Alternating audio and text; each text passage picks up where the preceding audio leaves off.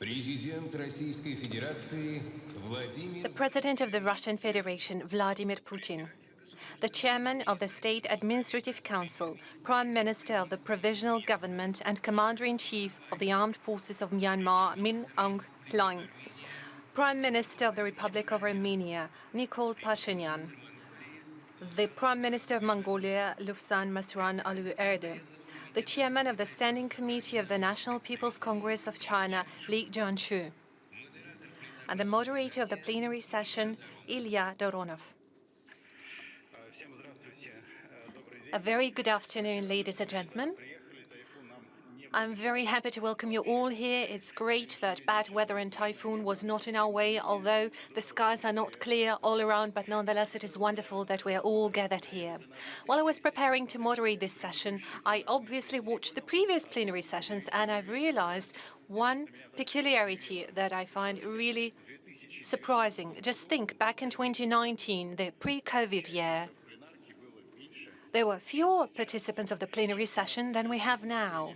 Right now on the stage, we have 5 participants, and 3 more will be with us through a video address. And just as a small side note, those people who are seated on the stage right now and people sending their video address represent the interest of more than 3 billion people. But nonetheless, we all understand very well that the world has changed, and the world of year 2022 is very different from the world we had back in 2021. We used to talk about pandemic and coronavirus before. Now we are all talking about military action in Ukraine. We are talking about global economic crisis that is coming. And it seems that in many countries that have never been used to double-digit inflation rate are seeing it now. There is a shift in governments. Some countries are preparing for looming energy crisis. Others are preparing for economic meltdown. But the world has split for Russia for friendly and unfriendly states. And it turns out that friendly countries are much more numerous and prevailing in the East for us. And therefore, the role of the Far East is becoming bigger and bigger, and probably it is time to revise it. And Far East is seen as a gateway to Russia for many Asian countries. And today, we will discuss whether this region is ready for rapid change that is coming ahead, as we call this plenary session on the pathway to a multipolar world. So once again, a very warm welcome to everyone seated in the room. A special welcome to everyone seated on the stage. Saibaino Min Balaga, Bartis, Ni Hao, and good afternoon. President Putin, the floor is yours.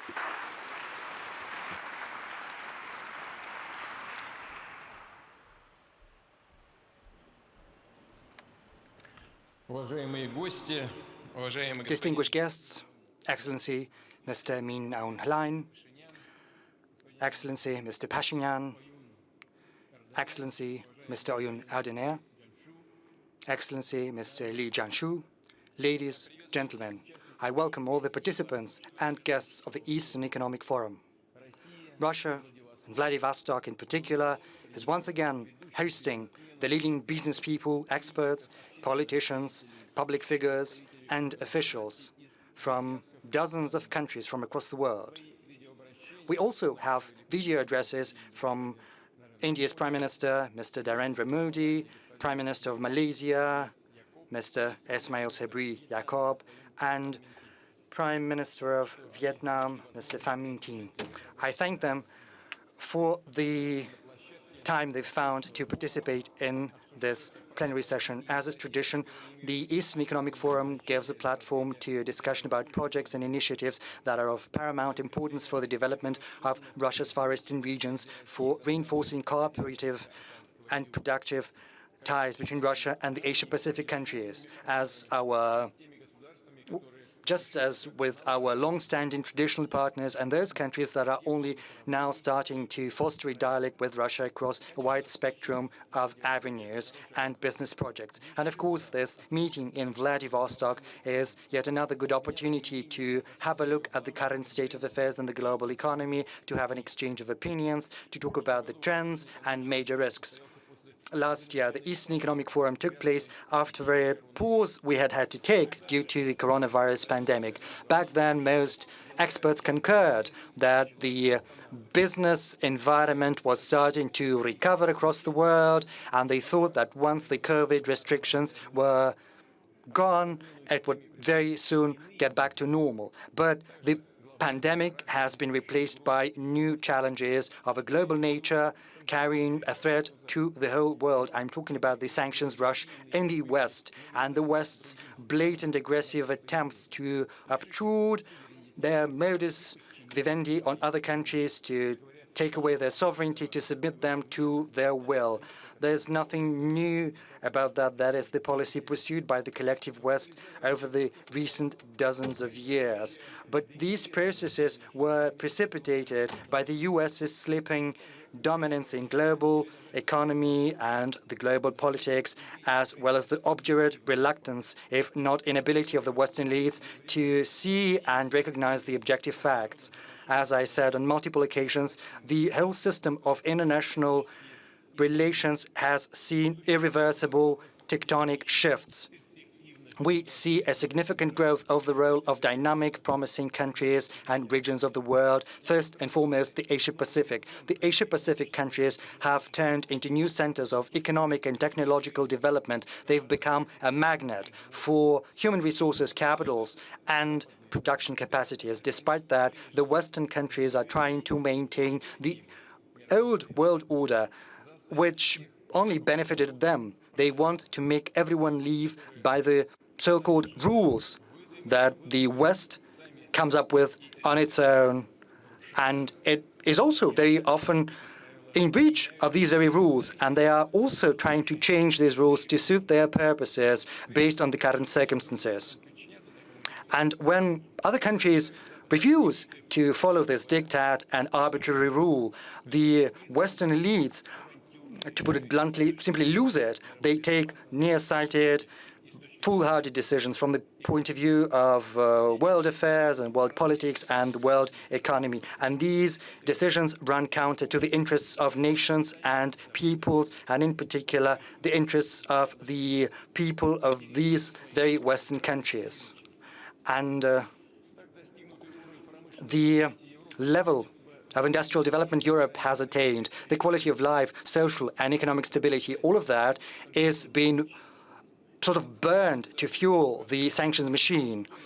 It's been squandered at the behest of Washington in the name of the so-called Euro-Atlantic unity. But as a matter of fact, it's basically been offered as a sacrifice to maintain the U.S.'s dictatorial grip of the world affairs. Back in spring, many foreign corporations were racing to announce their pullout from Russia, thinking that it was our country that would stand to suffer the most out of that. But as we can see, Europe itself shutting down production facilities and jobs. And one of the key reasons is the severance of business ties with Russia. The competitiveness of European enterprises is going down because the EU authorities are basically denying them access to affordable raw materials, energy, and markets. And it comes as no coincidence if, as an outcome, the niche the European businesses used to occupy on the continent and globally is going to be snatched by their American patrons. Because when pursuing their interests, they never restrain themselves under any circumstances when they pursue a goal they have in mind. Moreover, in their attempt to stay the course of history, the Western countries have undermined the key pillars of the world economic system built over centuries. We have seen the loss of trust in the dollar and the euro and the pound as the currencies in which you can carry out transactions, hold deposits or assets. And that is why, step by step, we are moving away from the use of these unreliable, compromised currencies. And incidentally, even the US's allies are decreasing the assets denominated in dollars steadily. That is what the statistics tells us. The volume of transactions in dollars and the assets, everything is being decreased. Yesterday, Gazprom and its Chinese counterparts decided to move towards settlements in ruble and renminbi, and the ratio 50 to 50 in the payment for gas. And these nearsighted actions by Western authorities has spurred on the global inflation, which is beating record highs in developed countries. Everyone knows that, but I'm going to reiterate that. In July, the U.S. inflation stood at 8.5%. In Russia, it's around 14%. I'm going to get back to that. But unlike Western countries, we have a downward trend in inflation rates, whereas in Western countries, the trend is upwards. And by the end of the year, our inflation rate will have been around 12%, according to our experts. And in the first quarter next year, we will hit our target 5 or 6%. Some say maybe even 4%. We'll see. But the trend is positive. And we see what happens in other countries. In Germany, it's 7.9, and Belgium, 9.9. In Lithuania, it's more than 20%. In the Netherlands, 14%. In Latvia, more than 20%. And in Estonia, it's 25%. And the trend is upwards.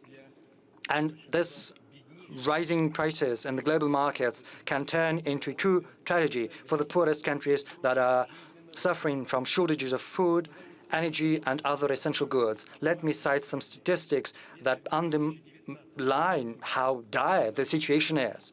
The UN reported 135 million people in the world in 2019 to suffer from shortages of food. Right now, this number has doubled. It stands now at 345 million people. That's terrible. Moreover, the poorest countries are simply losing access to grain, to foodstuffs, because Western countries are buying out, and this can result in rising prices. Let me cite some statistics. You know how much discussion there's been about the need to secure exports from Ukraine, the exports of grain, to support the poorest countries. And we couldn't but respond to that. Despite all the difficulties around Ukraine, we did everything in our power to make sure that the Ukrainian grain exports could happen. And I met with representatives of the African Union, with other leaders of African states. And I promised them that we would do everything in our power to secure their interests, to make sure that the Ukrainian grain could be exported. We did that together with Turkey. But what do we have as a result? Let me report to you. Excluding Turkey as the mediator country, almost all the grain exported from Ukraine is flowing not into the poorest countries, but into the European Union. Under the World Food Programme, under the aegis of the UN, that is meant for the needs of the poorest countries. Only 2 ships have been sent, just 2 out of 87. It was used to export 60,000 tons of food out of 2 million, but that amounts to just 3% that has gone into the developing countries. In the previous centuries, many European countries used to be colonial powers, and they continue to act as such. They are simply deceiving the developing countries. And I can say that if this approach continues, then the problem with the food is only going to exacerbate, to our greatest regret, which can turn into a never-before-seen humanitarian catastrophe. We should probably think about limiting the destinations for grain exports, and I'm going to discuss that with Mr. Erdogan, President of Turkey, because it was he and I who came up with this plan. we need to help the poorest countries first and foremost. This is not what is happening right now. And I can tell you that this situation is the outcome of reckless actions pursued by the elites of the US, UK, and EU, who are laboring under political delusions. And they think that the welfare of their citizens, and even let alone people outside the so-called golden billion, well, the interests of these people are simply being relegated to the background, and inexorably, Western countries are going to end up in economic and social crisis, which will have unpredictable outcomes for the rest of the world. Colleagues, Russia is steadily overcoming economic, financial, and technological aggression of the West. I cannot call it anything else. We've stabilized our currency market, our financial market. The inflation rate is going down. We have record lows in employment rates, less than 4%. And right now, the estimates and the forecasts of economic dynamics by entrepreneurs and experts, they are far more optimistic than back in spring. I would like to say that, on the whole, the economic situation has been stabilized. It's true that we see problems in certain sectors, in certain regions, in certain companies, especially if those were reliant on supplies from Europe or were exporting their products to their markets. We will continue to work with the business to take swift action to launch efficient, targeted mechanisms for support. And I would like to ask the Governmental Commission on the Sustainability of the Russian Economy to pay particular attention to this issue. We are doing that on a daily basis, but despite these stabilization efforts, we are fully cognizant of the risks, and we are trying to keep that in mind. Russia, as a sovereign nation, will always protect our national interests, pursuing an independent policy.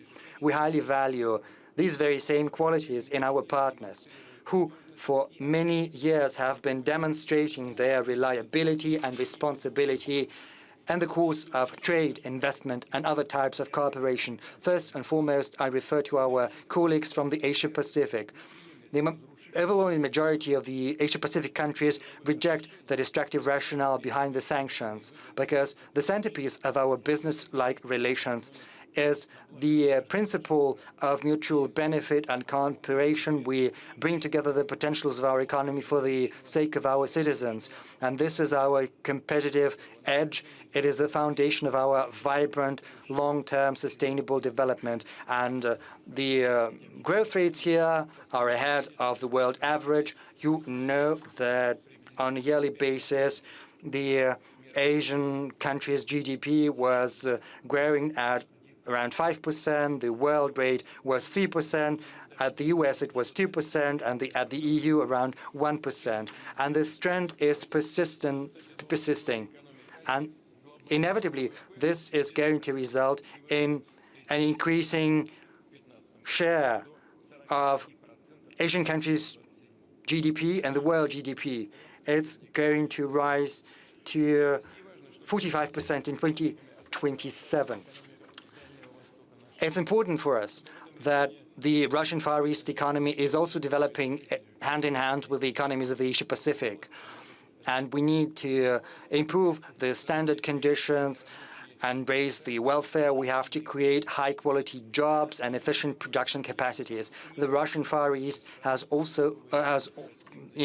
already tested unique tax, administrative, and customs preferences. We are pursuing historic projects in such sectors as gas-based chemistry production, shipbuilding, biotech, and clean energy. And over the last 7 years, the production capacity in the Far East has grown by 25% or so, which is ahead of the countrywide average. So the Russian Far East is steadily growing at a faster pace than the rest of the country. We are going to stimulate further the advanced development of the Russian Far East. Making use of advanced measures of government support, we will create the best competitive environment for business.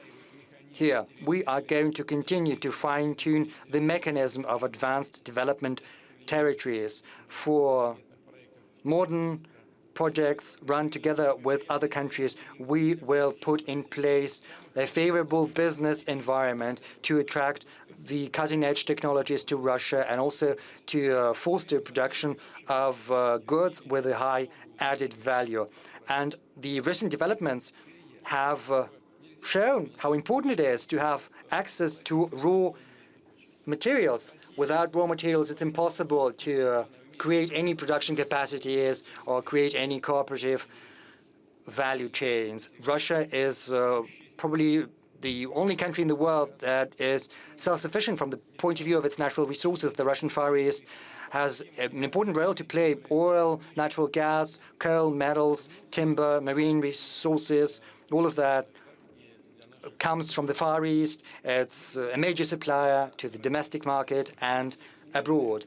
We also plan to efficiently use and develop our natural resources based on the most rigorous environmental standards, and we will achieve a high level of deep conversion of these resources in our country. We need to reinforce the sovereignty of our country, ensure our industrial security, and raise the incomes of our citizens and the development of regions. We've already protected our raw commodities from unfriendly actions. Only companies working in the Russian jurisdiction can develop our natural resources. The Ministry of Natural Resources, working together with the Ministry of Trade and Industry, are working together with the business associations to determine our demands in strategic commodities, and this is the basis of an updated strategy for our mineral and commodity sources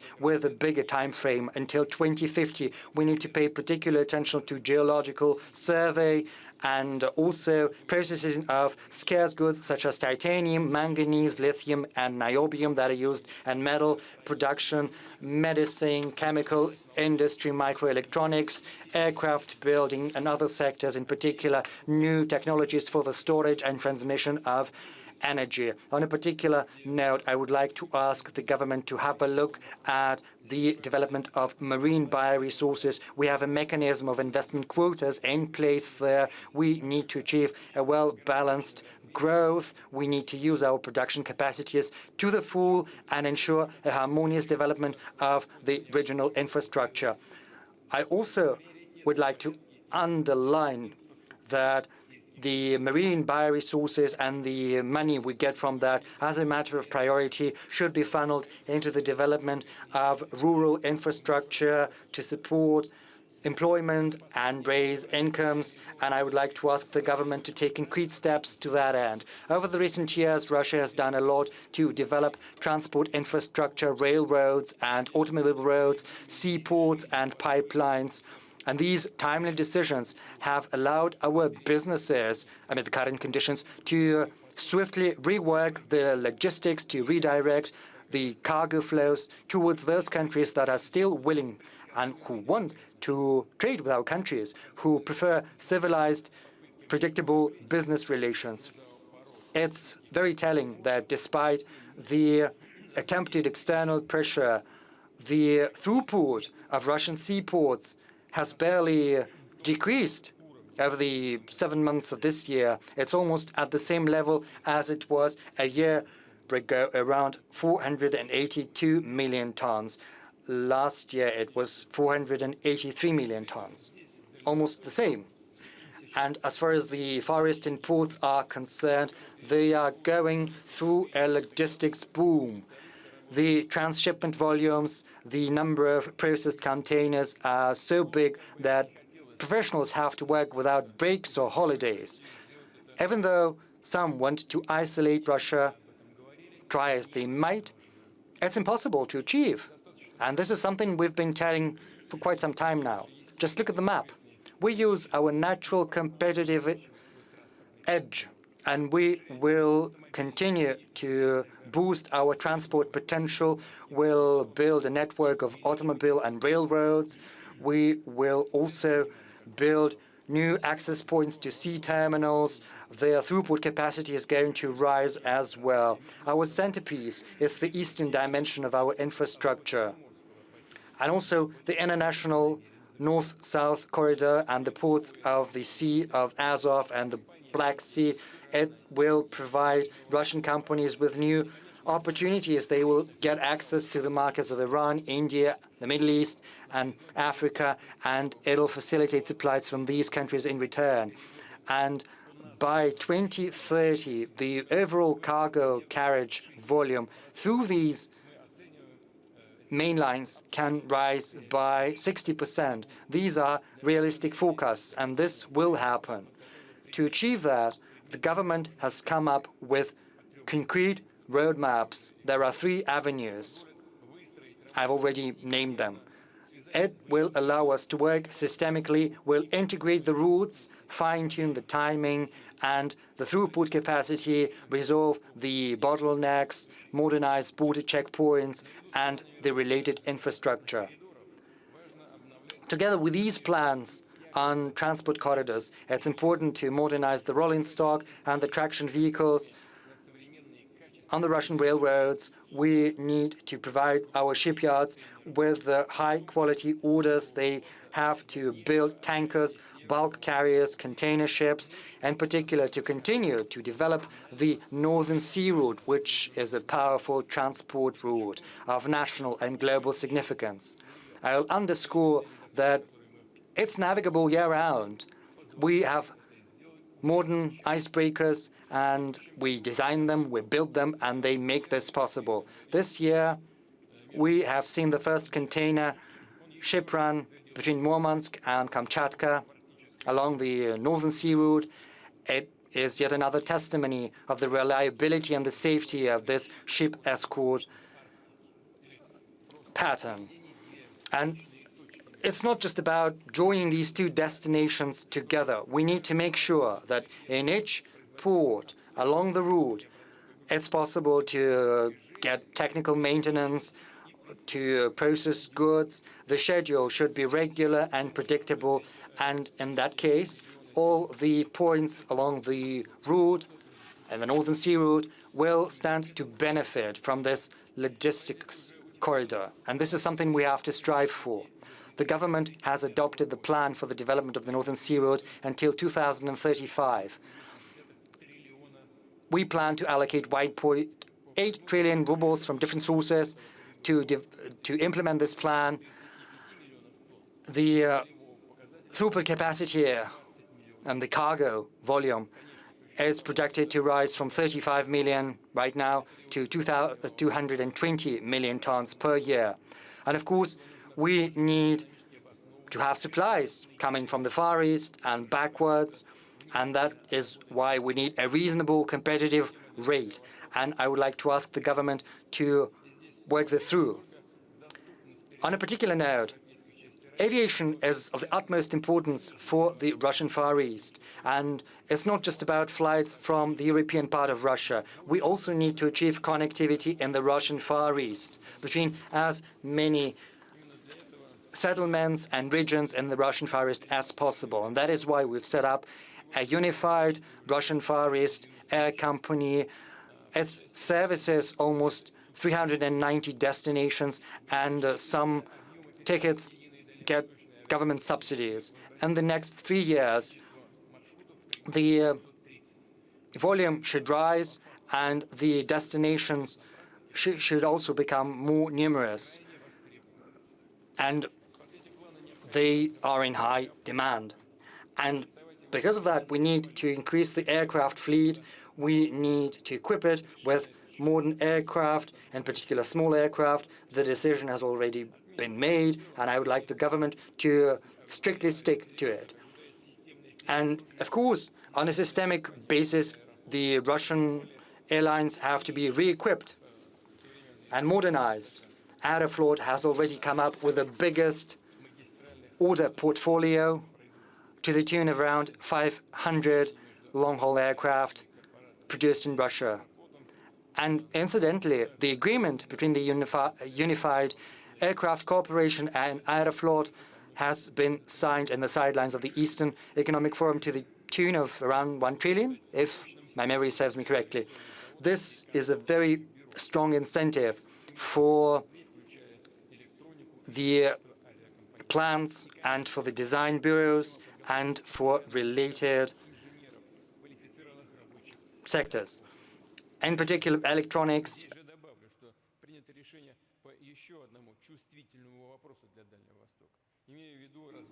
We need to help develop medical aircraft to make sure that medical aid is accessible to those who live in the remote areas. And starting from next year, we will double federal funds allocated for these purposes. The number of flights is going to rise. Medical aid is going to be provided with a greater level of quality and faster. Distinguished friends, all the decisions in economy and the social sphere, all these mechanisms we implement in the Russian Far East pursue one and the same goal. We need to make this region attractive to live, to study, to work, for people to build new families here, to have more children. And that is why we need to also build a very comfortable environment for living here. And we need to develop cities and towns. And that is why at the last year's forum, I came up with the task to develop master plans for the biggest Russian Far Eastern cities, administrative centers with the population of more than 50,000 people, and also Tinda and several Baikals. The key points on the Baikal-Amur main line. And we need to pursue a comprehensive approach. We need to integrate the modernization of infrastructure, social sphere, building public spaces, and we also have to link that to economic projects, industrial projects based on well-calculated business models. All cities have got down to develop strategic plans. At the same time, 17 cities and agglomerations are engaged in an active development of a master plan. Petropavlovsk-Kamchatsky is one such example.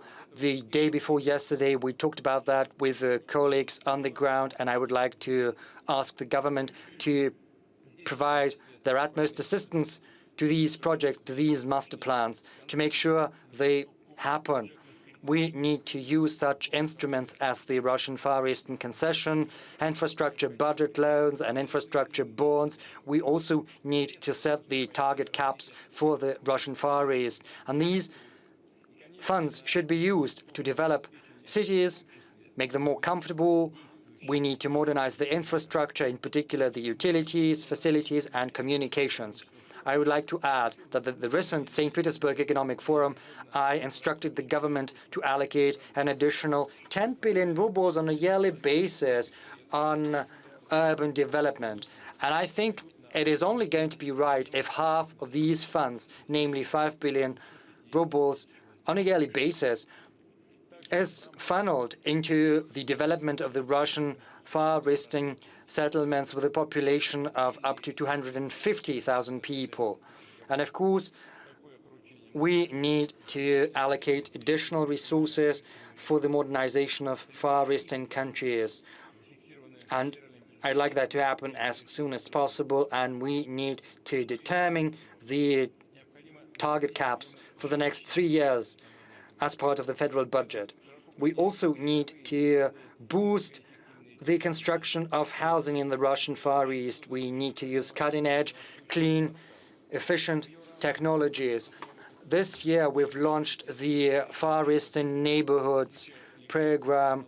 The construction companies will be able to take advantage of advanced development territories. They will have access to tax and infrastructure-related preferences. This will bring down the cost and price of housing. It'll make housing more accessible to our citizens. This mechanism will give us an additional 2.5 million square meters of housing by 2030. And I would like to ask the regional authorities and the Ministry for the Development of the Russian Far East to hold first tenders, choose the construction contractors by the end of the year, and also start designing and building new houses. The Russian Far East citizens also have access to preferential mortgages, and 48,000 families have already bought it with a mortgage of 2% year rate. And this year, we've also expanded this program. Doctors and teachers, regardless of their age, have access to this program. This program is scheduled to run until 2024, but I think since it's in such high demand, it can be extended until 2030. I think this would be the right thing to do. On a particular note, we need to think about young professionals who come to the Russian Far East, or those who graduate from universities here, who find a job here, or are searching for the place of their own to live in. They will have 10,000 flats for rent. The rent rates will be lower than the market average. Thanks to the subsidies from the regional and federal authorities, the government has already made the arrangements, and we need to start without delay to build these flats. And of course, it has to be linked to the master plans for the development of the Russian Far Eastern cities. All the requisite infrastructure needs to be there. So this housing should be in demand. It should be comfortable. And I would also like to say that just as other Russian regions, the Russian Far East is running against a shortage of human resources. And we need to accelerate the training of new human resources. Until 2030, the Russian Far Eastern colleges will see the opening of more than 900 workshops. And until 2025, we will launch 29 production and education clusters. And companies will get special compensation if they employ young people. A particular avenue we pursue is high-quality tertiary education in the Russian Far East. We need highly qualified teachers and professors, material and technological base for tertiary education grants, for science and other technological projects. There are network programs between the Russian Far Eastern universities and other leading universities, such as the St. Petersburg State Marine Technical University, the Moscow Aviation Institute, and others. And we will certainly support this avenue. Finally, to train those who will work in arts and culture, in 2025, we will open branches of the Russian University of Theatre Arts, All-Russian State Institute of Cinematography, and the Boris Shukin Theatre Institute, and the Russian Far East, and like to ask the government to provide their assistance. And of course, it's important that the Russian Far Eastern regions come up with initiatives to develop professional careers with the help of the Strategic Initiatives Agency. In Sakhalin, we are launching a pilot project, Let's Make Money Together. Those who participate will get additional training and professional guidance. They will receive assistance in starting their own business and will think about replicating this experience henceforth. And I would also like to say that we need to think about preparing a new generation of top managers. This program is called Muravyovo-Morskia. It combines internships and education programs. This program has already been launched, and I would like to ask the heads of all Russian regions of the Far Eastern Federal District to take active part in it. Distinguished colleagues, I'd like to say once again that the global economy and the global international relations systems is undergoing profound shifts, but I'm confident that cooperation, joining our potentials together, and the principle of mutual benefit. These are the principles we stick to together with our partners, and I am confident that these principles will prevail. Efficient use of our strong suits and competitive edges in the Asia-Pacific, as well as a constructive partnership. All of that will provide us and our nations with enormous new opportunities. We are willing to work together in the name of a successful future, and we're grateful to our partners for participating in our work today in this Eastern Economic Forum. Thank you for your attention. Владимир Владимирович, большое спасибо. Thank you very much, President Putin. Am I right, but I seem not to have hear a single word on Ukraine in your speech. Please press the button to turn the microphone on. I'm sorry, is Ukraine part of the Asia-Pacific region? I don't think so. I guess we are here to discuss the aspects of this region. We are based in the region of the Far East. If you're curious to learn more about the situation in Ukraine, I will be ready to answer any of your questions there. Well, certainly this situation is of concern to us. I specifically calculated we are about 7,000 kilometers away from the area of the military conflict, but the impact of what is happening there is very vividly felt here in the Far East as well. And I guess this impact could be split into the economic impact. I guess we get to see that the usual way of life when we had European and Western car manufacturers and the payment systems have all left. And there is a moral aspect to that as well, when the families are being broken and relatives are being separated by the border and stop speaking to one another. So my question is on our country. Since the beginning of this year, and especially since February 24th, what is it that we have lost and we have gained as a country?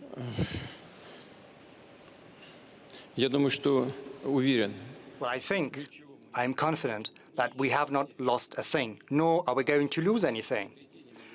As far as our achievements are concerned, I think the greatest achievement is a stronger sovereignty for Russia, which is an inevitable outcome of what is currently happening. It's true, we see a certain polarization in the world and inside the country, but I think we will only stand to benefit from that, because everything that we don't need, everything harmful, everything that hinders us from moving forward will be rejected. We will achieve a greater pace of development, because modern development can only be based upon sovereignty. And all our steps in these directions seek to strengthen our sovereignty. And secondly, this is something I'd like to reiterate. It's often said, I see that, and it's absolutely correct. We did not start anything as far as military action goes. We're trying to end the military action, because the military action started in 2014 after a coup d'etat in Ukraine by those who did not want a normal, peaceful development, who wanted to suppress their people. They simply tried to carry out a genocide of people in Donbass. After many attempts to achieve a peaceful resolution of this conflict, Russia has taken a decision to respond in kind, to take mirror actions as our potential adversary was acting, taking military action. This was a conscientious choice. Everything we do seeks to protect the people in the Donbass. This is our duty, and we will carry it to the end. This, in the end, is going to reinforce our country from inside and from the outside. Thank you very much. Next, I would like to give the floor to the Senior General Min Aung Hlaing, Chairman of State Administration Council, Prime Minister, Commander-in-Chief of Defense Services. The floor is yours, sir.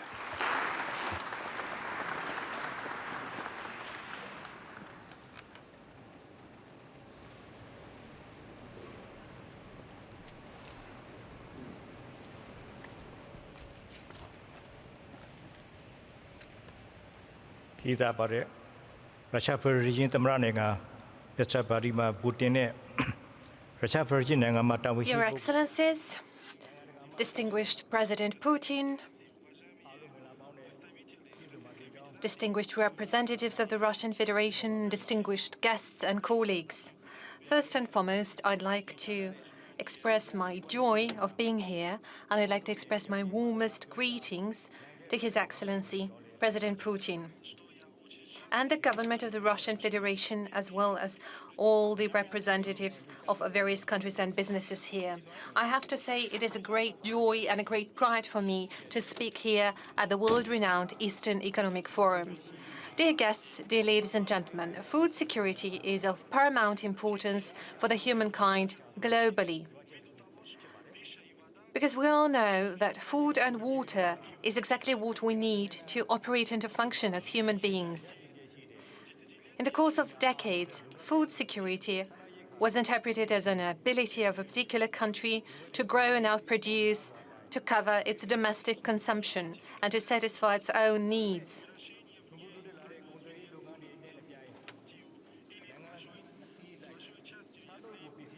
One could say that today the definition of food security is changing.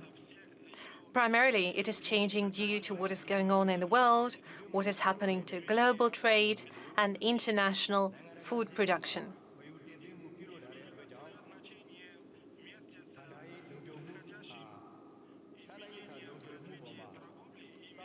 We see those changes evolving, and that primarily relates to countries with low levels of food production that are forced to procure food from other markets.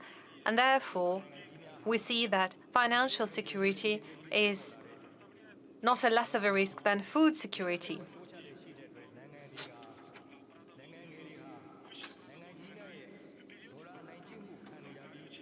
We also know that the matter of procurement and buying fuels and energy carriers, as well as fertilizers that are vital for agriculture, some countries seem to abuse dollar that is directly related for financial security as a means of weapon.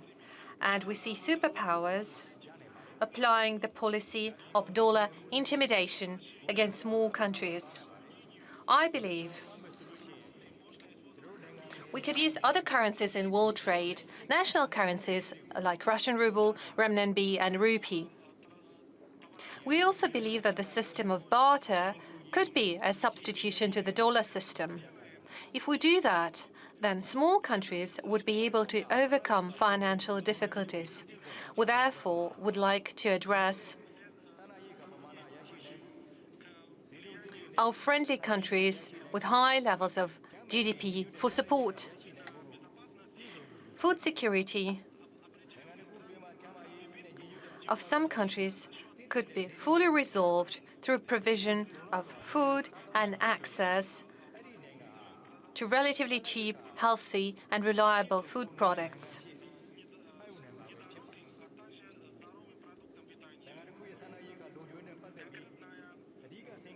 Any country could be considered safe in terms of food provision if its residents have unlimited and safe access to food at available and affordable prices.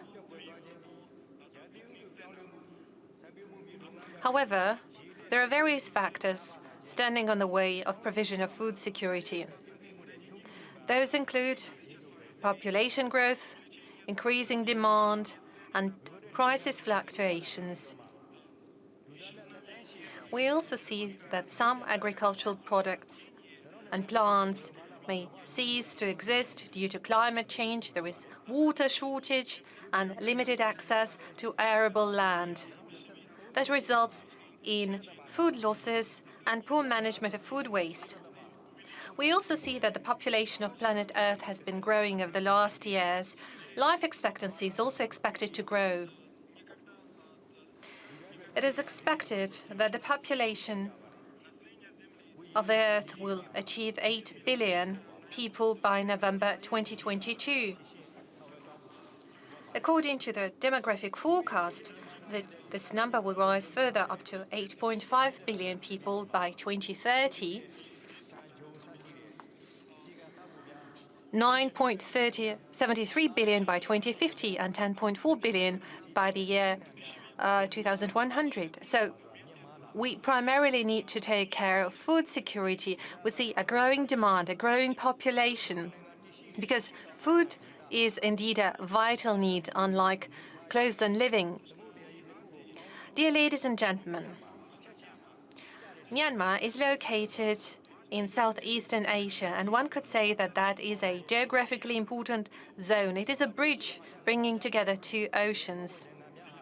And this is also a region that is a connecting bridge between Indian and Pacific Ocean.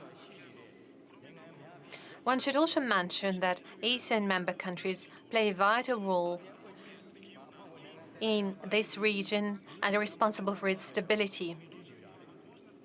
They provide huge potential for economic development.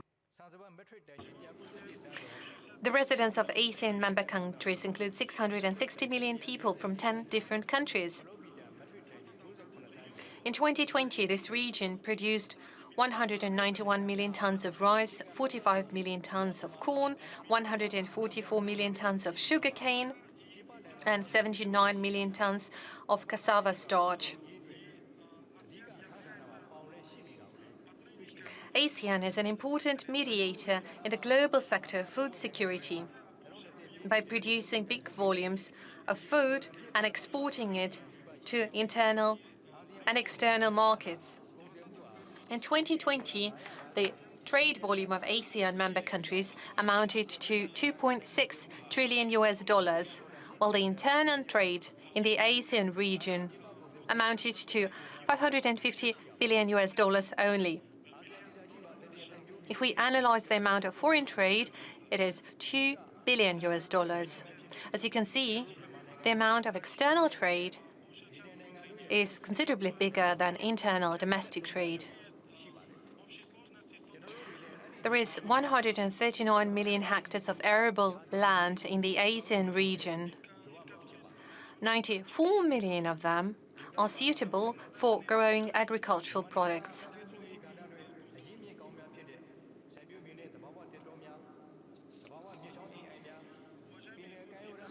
Dear ladies and gentlemen, Myanmar is a country rich in natural resources and a well-developed agricultural sector.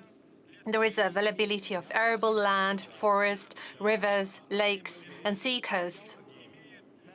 In the country, there is more than 13 million hectares arable land that are used to grow key agricultural items, that is rice, beans, and corn. There is also plenty of irrigated lands that are primarily used to cultivate rice, various types of beans, corn, sesame, and cotton. In order to provide for food security and produce enough food for our own population, we would require good development of selection technologies to produce grain, various types of fertilizers, and good methodologies to process and take care of our arable lands.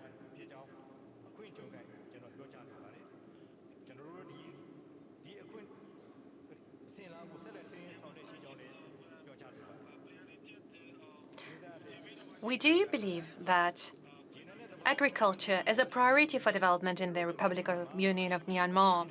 Dear ladies and gentlemen, oil and natural gas is also an important aspect for Myanmar. There is 51 oil blocks onshore and offshore. There are 8 blocks used for gas production that is used in the domestic market and is also exported. There is also a license block in the Bay of Bengal where we discovered 2 trillion cubic feet of natural gas, and just lately we've started development and production of this reserve. We also discovered a gas reserve, and we see that there are good prospects for further developments. We also expect that in the next 3 years, gas production would be the key producing industry in the country, and I'd like to encourage businessmen to come and participate in development of this field. Apart from that, in Myanmar, a lot of unresearched and unexplored sources of copper, iron, and tin. Myanmar is also exporting agricultural products and seafood to Russia and would plan to import fertilizers and energy carriers from Russia. Bilateral cooperation could only benefit from further increase in export-import operation that would bring Russia and Myanmar closer in their cooperation. I'd like to address all the people present at this forum, especially all the businessmen. I'd like to encourage you to invest in various sectors of Myanmar economy, including oil and gas, agriculture, animal breeding, food industry, energy sector, tourism, development of energy carriers, storage sites, and adjacent infrastructure, industrial production of rubber resin,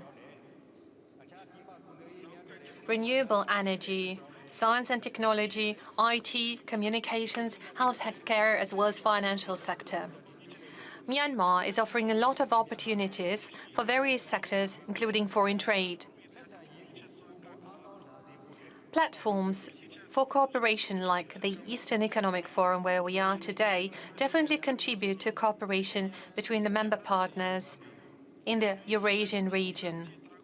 Partnership in the area of trade and investment would contribute to dialogue between the Eastern countries and would create a counterweight to cooperation with a Western impact at the international arena.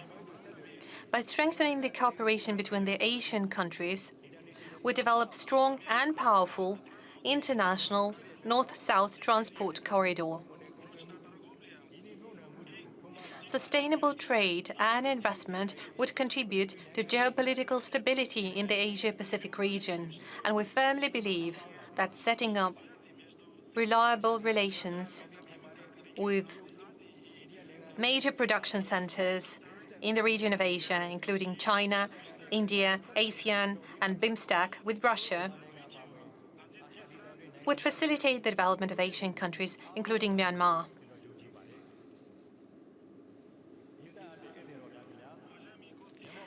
Dear ladies and gentlemen, dear guests, the Asia-Pacific region is a constantly evolving region, ready and open to investment. ASEAN is playing a vital role in the Asia-Pacific region, and it is necessary to further develop and strengthen diplomatic relations through business negotiations.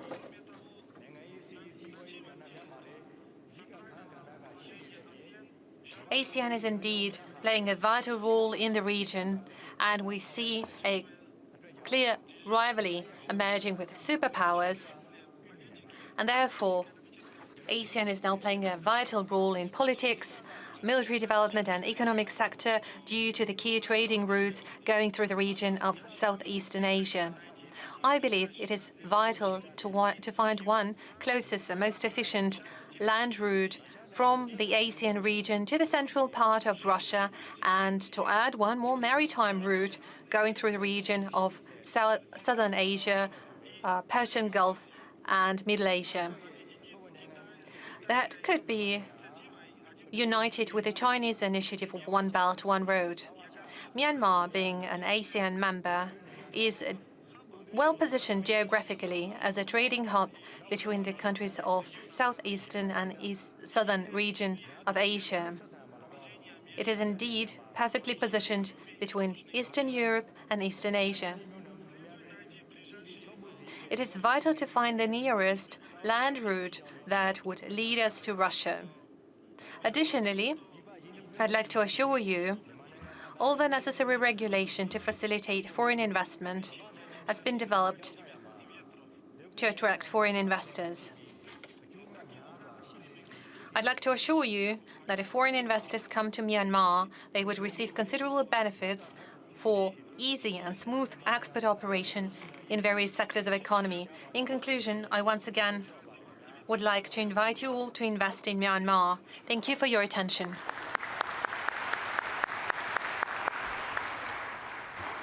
Большое спасибо, господин премьер-министр. Сейчас вы сядете, наденете ухо. Thank you very much, Your Excellency. If I may, I'd like to ask a question. Would you please put on simultaneous translation device so that you could hear me? So if I may, just a follow-up question on your speech.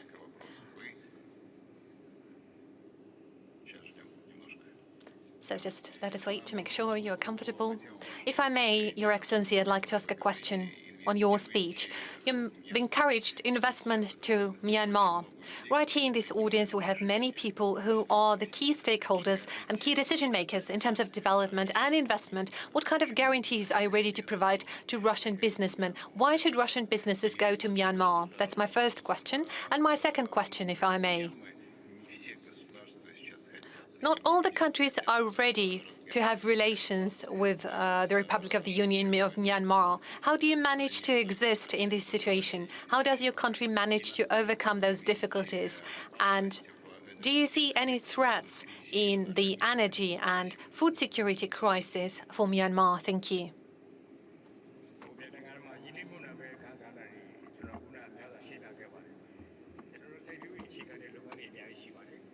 Now, tattoo the patete lungani mia shibare. Toga soy in a patete lungani miaza shibare. Dari general Tayao Yidi Munamesi, Miaza Kanlan shibare. That being Tipova, a shikane, Sambu lungani shibare. As I was saying in my earlier speech, I encourage everyone to invest in Myanmar, and there are a lot of sectors available for investment.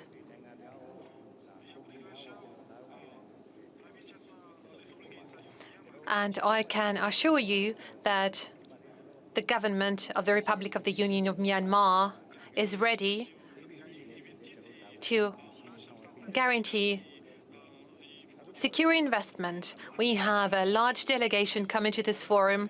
We have various union ministers present today, and they are ready to provide guarantees, and they will be very happy to have talks with Russian businessmen.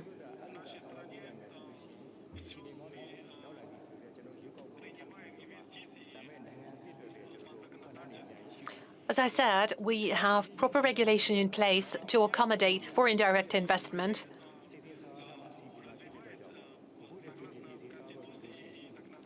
It is also stipulated and reflected in our constitution and current legislation. We're willing, the Republic of the Union of Myanmar, to develop, and we're ready to guarantee safety for investment. Thank you very much. At a certain moment in your speech, you were also saying that it is vital to find both on-land and maritime routes from Myanmar to Russia. You were saying that Myanmar is very interested in Russian fertilizers. But if I may, I'd like to ask you about the grain deal that was made this summer. So it turns out that an agreement was reached. We've made some concessions, and now it turns out that we are not allowed to export grain.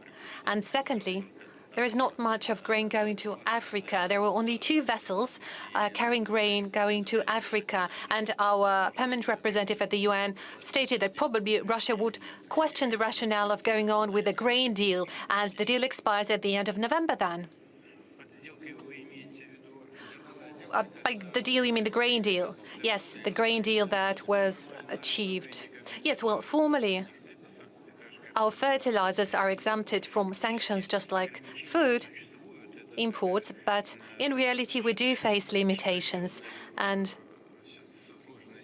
that is a very tricky situation when on the one hand we see that there are no limitations or no direct sanctions against Russian food imports, but there are major difficulties with logistics, shipping issues, insurance, finance mechanism.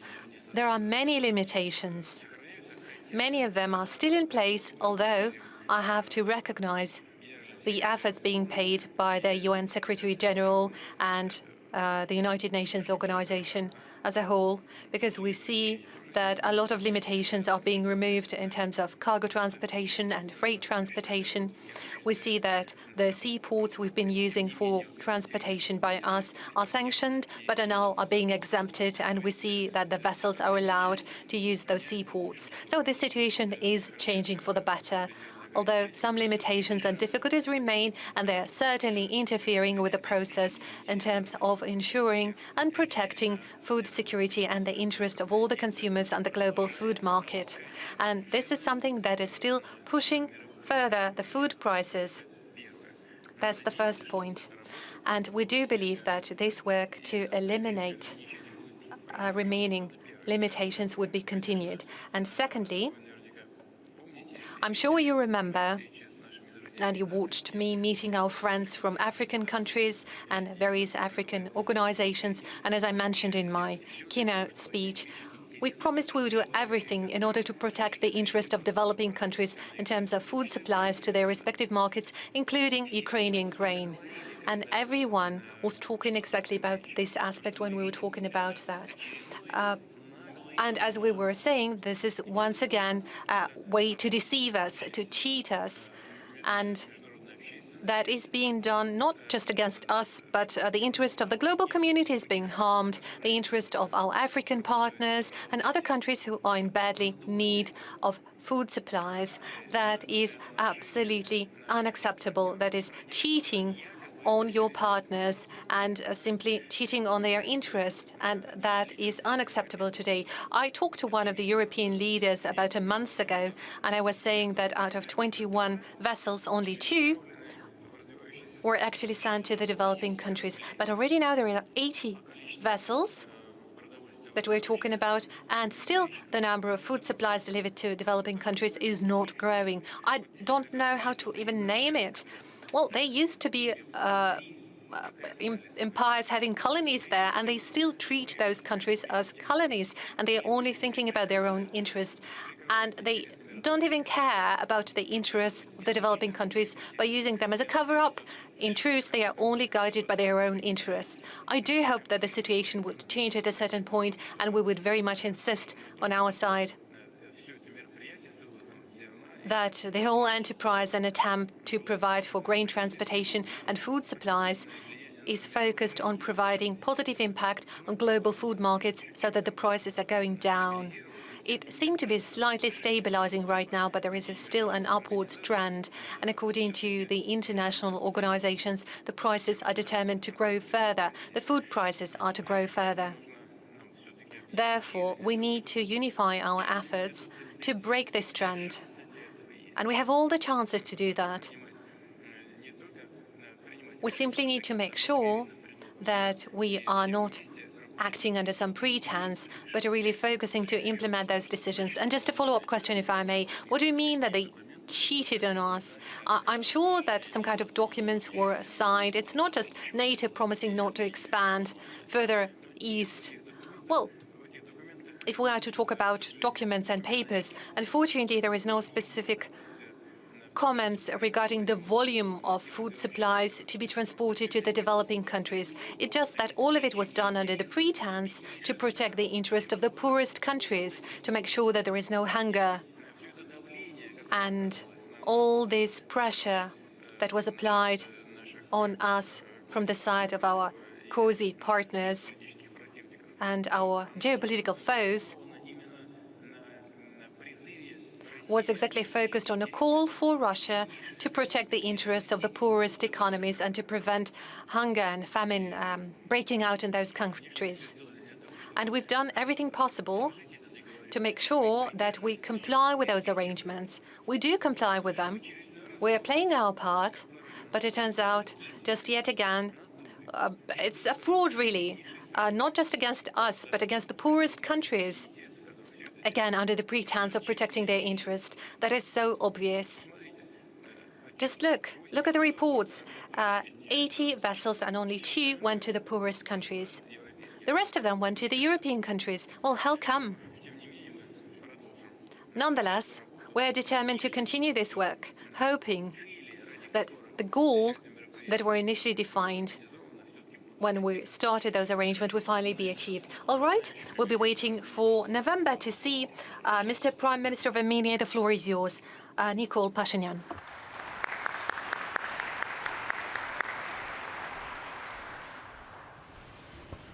Спасибо большое. Thank you very much.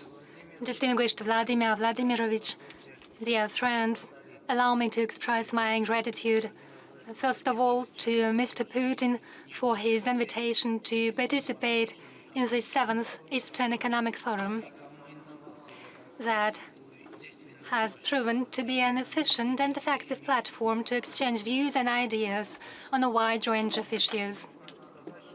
But I should say that this year, the most popular statement would be as follows: we are living in difficult times. But if we look into this a bit deeper, we'll face a question: have times ever been easy? And to be frank, the history of mankind, as such, is a chain of difficult times. So the humanity invaded another formula, that any crisis situations bring with them new threats and open up new opportunities. Right now, the main task for the government and for the countries is to properly manage the threats and to notice and make proper use of the opportunities. In this context, I should say that the times are indeed difficult for our region too. It's because we are facing an escalation of the challenges that have existed for a long time already. First and foremost, I'm talking about the security challenges.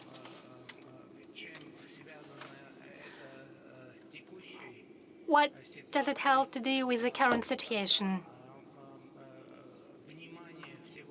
When the attention of the whole international community, and most particularly that of the strategic partner of Armenia, of the Russian Federation, is very much focused on the developments around Ukraine. And there are very specific threats that this may result into a destabilization of the situation in our region. By the way, the situation hasn't been particularly stable, and you know that in 2020 we experienced a war, and the situation was similar in a way that when Azerbaijan launched this war, the attention of the entire international community, including the Russian Federation, was focused on problems related to the COVID-19 pandemic.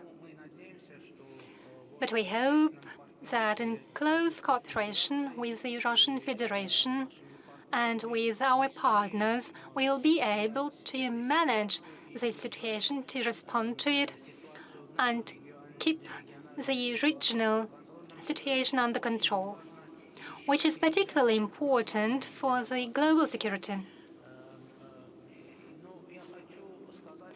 But let me say this. We have good news too. Right now, the Armenian economy has a very good dynamic. This year, we are going to witness an economic growth of at least 7%. And in this context, I would like to stress the Eurasian Economic Union for our country has proven to be efficient in this situation too. Because the economic growth that we are going to have in Armenia has to do with the liberties provided by the Eurasian Economic Union. I'm talking about the free movement of goods and services, capital and labor force. And we are seeing this though something remains to be done. And we should continue our work to maintain this positive dynamic so that after such a high economic growth rate, we don't face a new economic crisis. I believe that since we've already touched upon the issue of regional development, I should explain how what Armenia has to deal with the Russian Far East. It's common knowledge that in this situation, logistical schemes and routes are changing dramatically. If we look at the map, we can clearly see the opportunities opened up, opportunities that have already opened up for Armenia too. Despite everything, the overflow of goods from the west to the east and from the east to the west will never stop. And from the north to the south and to the north from the south, the flow of goods and services will continue. We can see that Armenia is at the crossroads of the intersection of these routes. And we do believe that it offers us an opportunity that we should try to seize. In our country, we are now implementing a project that is entitled North-South. It implies the construction of a new motor highway that will connect our southern border to Iran and our northern borders to Georgia. But besides that, there is a new opportunity. You would know that on the 9th of November 2020, thanks to the personal involvement of Vladimir Putin, trilateral declaration was signed between Armenia, Azerbaijan, and the Russian Federation on the ceasefire in the Nagorno-Karabakh region. And Article 9 of this declaration refers to the opening and deblocking of all economic and transport infrastructures in the region. After that, on the 11th of January 2021, again in Moscow, at that time in Moscow, personally, together with the President of the Russian Federation and the President of Azerbaijan, we signed a trilateral declaration on the establishment of a trilateral working group led by Vice Presidents of the Russian Federation, the Republic of Armenia, and Azerbaijan, in charge of opening up communications in our region between Armenia and Azerbaijan. The idea of this project, this draft document, is that Armenia is to have transport routes through Azerbaijan, and Azerbaijan will have transportation routes going through Armenia. But globally speaking, it means a possibility to open new international transport routes. And I should stress that we found it very interesting, and we hope that sooner rather than later, with due support of Russia, this issue will be resolved and this task will be achieved. Not everything has been accomplished yet, but we've made good headway in the work of the Trilateral Commission. But a lot remains to be done. We should resolve some legal issues. We should see what legal regulations will guide the work of these transportation rules.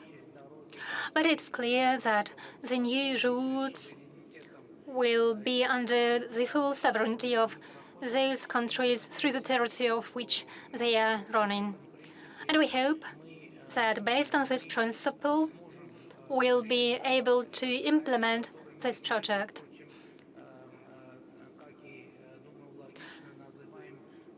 We refer to this project as Armenian Crossroads, and I find this name quite logical. We hope that through Armenia, there will be roads linking south to the north and east to the west. We believe this project is very important, not only for the countries of the region, for Armenia, Iran, Azerbaijan, Georgia, Turkey, but also for the Russian Federation, for Far Eastern countries, and for Eastern countries as such, and also for the African region and for the Middle East too. Indeed, it is a global project, and we hope it will be implemented successfully. As you would know, we have already initiated talks with Turkey. We hope that with due support of Russia, we'll be able to establish cooperation with Turkey. Active discussions are ongoing with Azerbaijan regarding the settlement of the Nagorno-Karabakh problem. And in this context, too, we are hopeful that we'll see support from the Russian Federation, not only as a strategic ally of the Republic of Armenia. The Russian Federation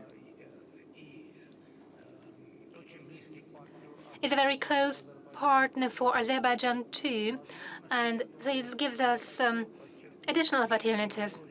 But I would like also to highlight the role of the Russian Federation as a co-chair of the Minsk group of the OSCE that is dealing with the settlement of the Nagorno-Karabakh issue. The main concern, I'll reiterate and stress it once again, in terms of security in our region.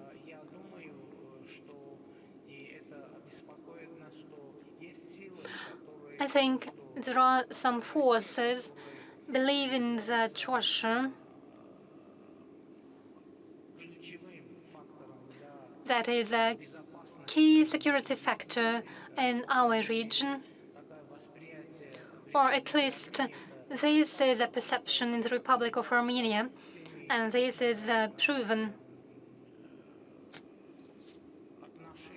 by the relationship and the agreements and treaties that are enforced between the Russian Federation and Armenia.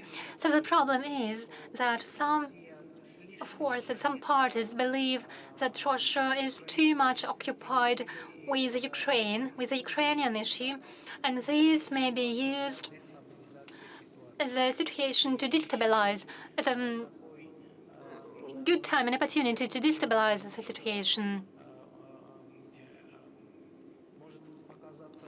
It might seem funny. There is a situation, we are in a situation when some actors invest too much efforts into representing Armenia in Moscow as a country with pro-Western government, and to present it in the West as a strongly pro-Russian country with a pro-Russian government, and thus to use it as a factor to destabilize the situation in our region. Now, I'm pleased to see that we are in a very close dialogue on this issue with our partners, and we try to clarify our positions on all matters of international agenda. And naturally, our relations with Russia have always been and should remain the relations of strategic allies. We hope that this will be a key factor to ensure stability and peace in our region. I would like to sum up by expressing a somewhat unusual thought. I can't say that I'm convinced, but it's my impression that all countries and all governments of the world, all without exception, wish peace and stability. Without any exception. The sole problem is that everyone has its own vision of peace and stability. Why are all conflicts happening? What's the goal of these wars and conflicts? Well, the ultimate purpose is peace. Everyone's fighting for peace. Everyone wishes peace and stability. So that's the main problem. Everyone has its own perception of war and stability. So it's our goal and our task. Unfortunately, one that can't be achieved. So our goal is to approximate our positions. For global actors, it might be a bit more difficult. So we should approximate and try to harmonize our visions about the norms on which the peace and stability should base and build on. In recent years, this term of multipolar world order is very popular, has become very popular, and it is something about which we are almost close to a consensus. But the thing is that everyone understands multipolarity in its own way, so we should try to somehow harmonize our positions and the perceptions of this. The perceptions of the participants of a potential multipolar world order. Thank you for your attention. That's all I wanted to say today. Thank you. Пока Никола Валерьевич занимает свое место. While Mr. Pashinyan is going to his place, let me say that Armenia is a country that knows firsthand what energy crisis is. In the 90s, you've experienced it as a country, and that's clear. But right now, you are going through a very rapid, remarkable intensification of your relations with Russia. You came here to this forum. Don't you fear that you will be subjected to any secondary sanctions? Well, I think it's not quite an effective position to be frightened. As I've already mentioned, managing the emerging threats and not only noticing the opportunities, but working on opening up new opportunities is something we should do. I've already mentioned it today. Definitely, we are too very much concerned about the food security, energy security. And I've already mentioned this. Of course, the inflation rate in our country is high too, and it has direct impact on the social situation and economic situation in our country. But on the whole, the situation is manageable. There is a problem, but we are not in a crisis situation. But at the same time, let me stress that it's, in particular, thanks to the support of the Russian Federation. Especially in the first half of the year, everyone has many concerns and threats, and not only within the Eurasian Economic Union, but also in the bilateral format.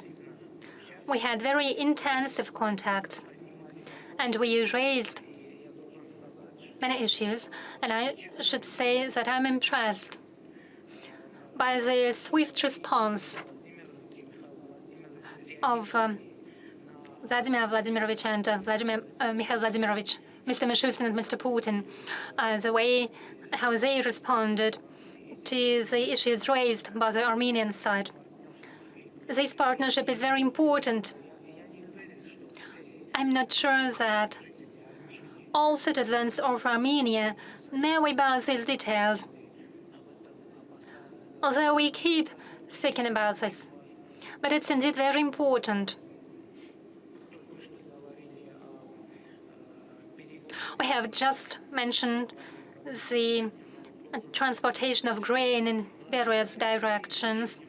Thanks to the decisions adopted by the President of the Russian Federation and the government of the Russian Federation, we succeeded in making these issues manageable. For us alone, it would have been very difficult to cope with this. So it is a situation where we don't see a threat of any sanctions. Mr. Putin, a follow-up question to you. Mr. Pashinyan and everybody wishes peace, but everyone has his own perception of multipolar world order and of peace. That's exactly the topic of our forum. What is our perception of multipolar world order? We mentioned this on many occasions, and I can reiterate it here. Our perception of the multipolar world order and of the world is that the world should be just and not based on dictate of just one country that considers itself as God's messenger and bases its whole policy on its alleged superiority and exceptionalism. We should treat one another as equal partners regardless of the territory of the country, the GDP rate, or the modern weapons deployed by the army. One should be based on international law and not on some rules that someone invents for himself. That's our notion of justice, and that's the essence of stability of the world order that has always been our assumption, our key assumption, and we'll continue to fight for our sovereignty. And no one should have any doubts that we are ready to cooperate under the circumstances with any state that wishes so and will do it. And I'm confident that that's how it will play out. It will get back on track. Let me clarify something. You say everyone is free and to choose its own way, and everyone is equal. So why can we peacefully resolve the questions? Well, because international law is always being undermined. Now, many say that Russia violates international law. I believe it's not true. Who started the war in Iraq without any sanctions of the UN Security Council? Who destroyed Yugoslavia under noble purposes? Who did this? Who unleashed war in the center of Europe by bombing Belgrade? No one referred to international law back then. Let me refer to a very simple chain of events related to international order. The UN Charter enshrines the right for self-determination, and the International Court of Justice took the decision that ruled that if some part of a country wants to declare its independence, it doesn't have to ask the permission of the central government of its country. That was the ruling about Kosovo. And why cannot we apply the same principle to Donetsk and Lugansk People's Republics? If they have this right, and they do have it in accordance with the UN Charter and the principle of freedom of self-determination, they have made use of this right and they declared the independence. Do they have this right in line with international law? Yes, they do. And this right is based on the ruling of the International Court of Justice. Does another country have the right to recognize them? Yes, that's what we did. Once we have recognized them, can we sign a treaty on mutual assistance and friendship? Yes, that's what we did. This treaty was ratified by the Parliament of the Russian Federation and their respective parliaments. And the Russian Federation has two particular obligations, in particular to provide assistance in case of aggression. In this case, it's aggression on the part of the Kiev regime that is illegitimate because it goes back to coup d'etat as a prime source of power in today's Ukraine. Is it in line with the UN Charter? Yes, there is Article 51 in the UN Charter referring to the right for self-protection, and as a party to this treaty, in accordance with this article of the UN Charter, we have to provide assistance to our allies. That's what we are doing. That's an easy chain of logical steps that is in full compliance with international law. That's it. And as for Iraq, was it a similar situation? No, they just bombed the country. Same was with Libya. Who thought back then about international law? No, those who do this understand that it's not in line with international law, therefore they refer to some rules. Where do they take these rules? Let them follow these rules. Thank you very much.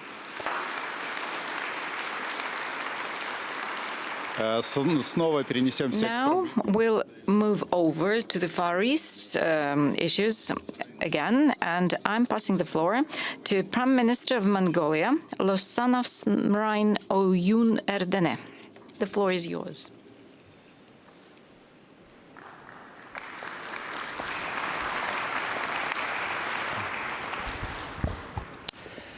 First of all, I would like to welcome Your Excellency, President of the Russian Federation, Vladimir Putin, for an invitation to take part in this forum. I would like to greet all the delegations participating in this forum and all the participants. This forum is taking place in quite difficult conditions of the post-pandemic world and quite difficult international relations. But at the same time, this opens up new opportunities for our future cooperation, and I hope you will agree with that. In order to overcome these circumstances, we all need to get together, and in such a way, through these united efforts, we'll be able to overcome all the difficulties.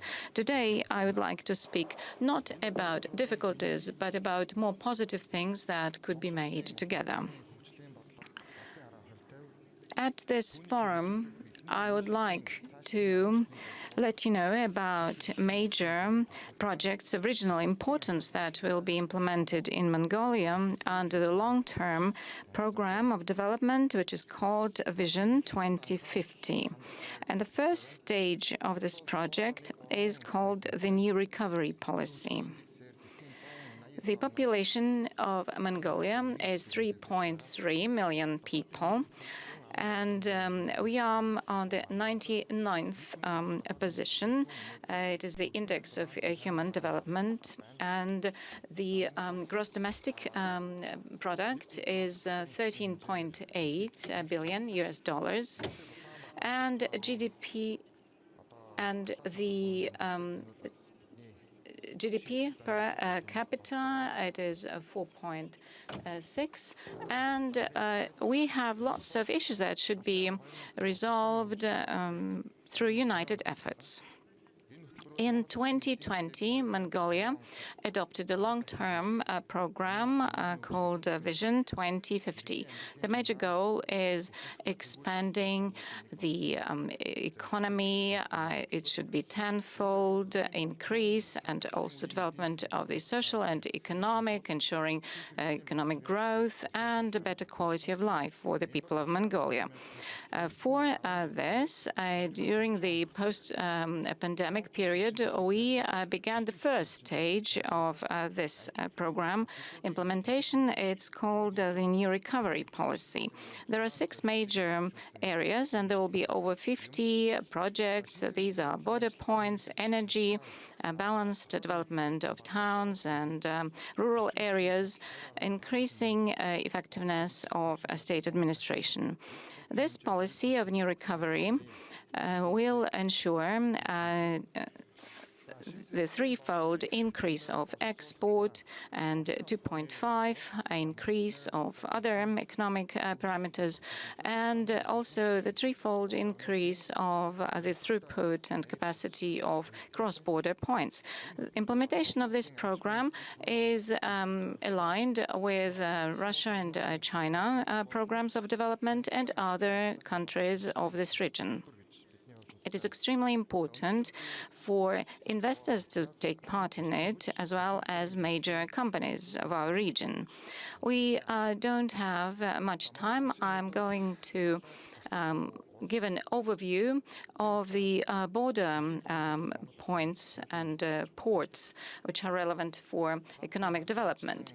For us, border points are of great importance as we don't have access to water. You see here that we have 42 land border points and 6 air ports. We have 29 cross-border points with Russia and 13 with China, and we always follow the standards of our neighboring countries, and we hope to bring our cross-border points to the international level.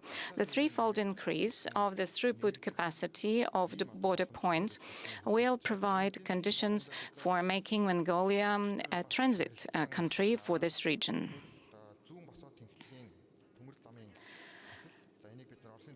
At the Eastern Economic Forum, we were discussing the project of the vertical rail project. Yesterday, we exchanged opinions on this project with the heads of the Russian rail company.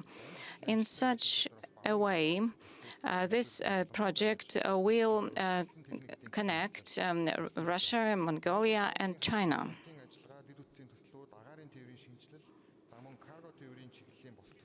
Mongolia is committed to work with international investors for modernization of border points, and also in all the projects aiming at air traffic and cargo projects development. In addition, there are projects in the area of energy. We are ready to take part in major energy projects in the region. And this will provide not only for the inner requirements, but we are also ready to export energy. As for green energy, we are going to begin construction of a hydropower plant in Erdeneburan, and construction will begin next year. And we are discussing the Ergin-Gol hydropower plant with Russia. And also we are discussing other existing energy facilities in Mongolia with Russia. Here in this map, you can see the sites for new construction and the existing energy facilities. We are open to a dialogue with investor companies, and part of our delegation is a Minister of Energy and other officials who could discuss all these projects with the Russian side. The third goal of the new recovery policy is a recovery of the industrial sector. 92% is the mining industry, and 31% is export of copper concentrate, 30% is coal export, 11% is gold and iron ore. Since January 2022, we began works for construction of underground Utalgoy coal mine, and it is one among top 5 in terms of the discovered resources. And here in this map, you see information about various projects, including the manufacturing.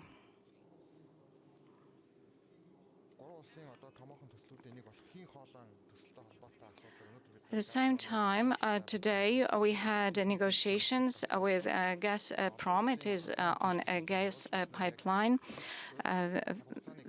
from Mongolia to Russia, and all the works of this project are following the schedule that was previously agreed on by our parties. Today, in just several days, we are going to meet the representative of the Council of the People's Congress, and we are going to discuss this in Mongolia. In order to implement all the reforms, we are working on improvement of the investment situation, and we are going to reach a new level of export and international trade. Today, we are open for investors and major companies to begin active cooperation with Mongolia in order to implement all the projects that we have identified. We have e-Mongolia, a state services portal, and you can find all information there, and we'll be happy to see you as guests of our country. This forum is taking place in difficult times, but of course we know that crisis times are not very pleasant, but at the same time they open up new opportunities. Again, I would like to stress our commitment to work together with Russian partners in our region, and we believe that all the difficulties will be over, and after this post-pandemic period, we'll be taking part in the integration processes of our region, and I'm absolutely sure that very soon we'll see the times when we'll be able to work successfully on all the infrastructure projects. Thank you.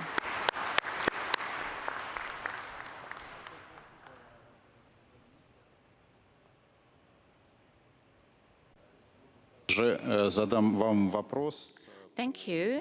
I would like to ask you a question on this. You mentioned Sila Siberia, the power of Siberia gas pipeline from Russia to China. Why do you think that it should go via Mongolia? Has a decision been taken already? Because I heard that China was against it, or at least there was some misunderstanding.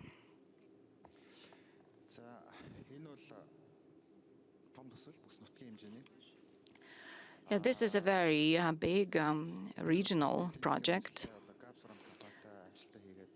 We have developed the feasibility study, and today we were discussing it in detail with Gazprom leadership, and very soon we are going to bring these documents for consideration of the parliaments of our countries. And during the Beijing Olympic Games, I met the chairman and the head of the government of the People's Republic of China. And we support this project. We are for its successful implementation, and we're absolutely sure that it will be completed. Referring to your question, why this gas pipeline should go via Mongolia, because this is, first of all, an integration project, and we, these three countries, we should get together. And it's not just pipeline project. There's also a rail line and a road, an automobile road, and there's air traffic as well. All this should unite our countries, and this will ensure our stable economic growth, and this region will become more competitive all over the world. That is why we are working with our neighboring countries, and all the calculations should be done by 2029. So all these works will have been finished by now. Right. I know that you are all aware about certain restrictions on cap prices for gas that are going to be introduced by G7 and the European Union. And what if the whole Western region will be cut off for us? So will it be possible to work with that? We are, first of all, thinking about development of our country. And this concerns all mineral resources and all primary energy carriers. And, you know, we have so much of these resources, so we will be able to meet the demands of everyone who is interested in this. And this is very beneficial for our partners, and this can be very beneficial for our European partners as well, because our gas is many times more competitive than any LNG brought from overseas. The gas brought from Russia for decades was used in the leading economies of Europe, and definitely they used this competitive edge on the basis of that. And if they believe they don't need this competitive advantage, it is all right. We are not concerned by that. Okay, but there's a great demand in energy resources, and not only in China. We know that everybody in the world is aware of this. Okay, the Chinese economy is growing, and the demands are growing as well. And there are many countries like that all over the world. Definitely, the European market has been always a primary importance market, but the situation is changing rapidly. And at the beginning of this crisis around Ukraine, you know, this has stopped being of primary importance. And even the United States partners, they shifted their tankers with LNG to the eastern countries. You know, the Americans are very pragmatic. Okay, they've been fighting with one of our projects on LNG. It is in the Arctic. We are not going to point to certain leaders of this, but the first LNG tanker from this field went to the United States because it was profitable. You know, when I heard about it, I couldn't believe them. I said, why? Because it was profitable. So they are really very pragmatic, and we can learn a lot from them. As for our resources, you know, the demand is so high at international markets, so we won't have any problem with implementation and selling. And this is one of the largest economies in terms of the consumer prices parity, and the demands are growing. Okay, we have stable agreements, and relations are at unprecedented high level. The power of the Siberia pipeline is functioning. We are studying other routes, and one of the possible ways is via the Primorsky Krai, via Mongolia.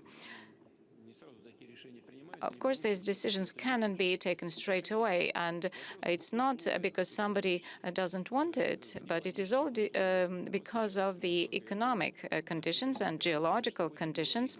As far as I know, now the energy operators, they agreed that, yes, one of the routes may pass via Mongolia. And Mongolia is a friendly country in terms of political affairs, and we can ask Mr. Miller. I'm sure that major parameters of this deal have been agreed upon. We even agreed with our Chinese partners on some price indication, and this is always very important. We know that the Chinese partners might be difficult negotiators because they follow the interests of their country, first of all, but at the same time, they've been a stable partner. The market is enormous, and we are not going to deal with LNG. I gave you an example of the first Arctica SPD. It is this LNG project. The first tanker has been delivered already. Everybody buys it. And if European countries would like to reject this, and if they don't need these competitive advantages, that is fine. What about restrictions on gas prices? Well, this is another silly thing. This has nothing to do with market relations, and this decision will have no future. All administrative restrictions in the sphere of world trade, they will lead only to disproportions and higher prices. What is happening now at European markets? This is the result of the European specialists and the European Commission work. We have been always insisting on forming the prices on the basis of long-term contracts, and this should be linked to a market category of oil and oil products prices. And they are usually determined by the market, and gas prices, they are linked to this in a long-term perspective. Why is that? Because the production of oil and gas requires a lot of investments, and those who do invest, they need to be sure that these produced resources will be sold.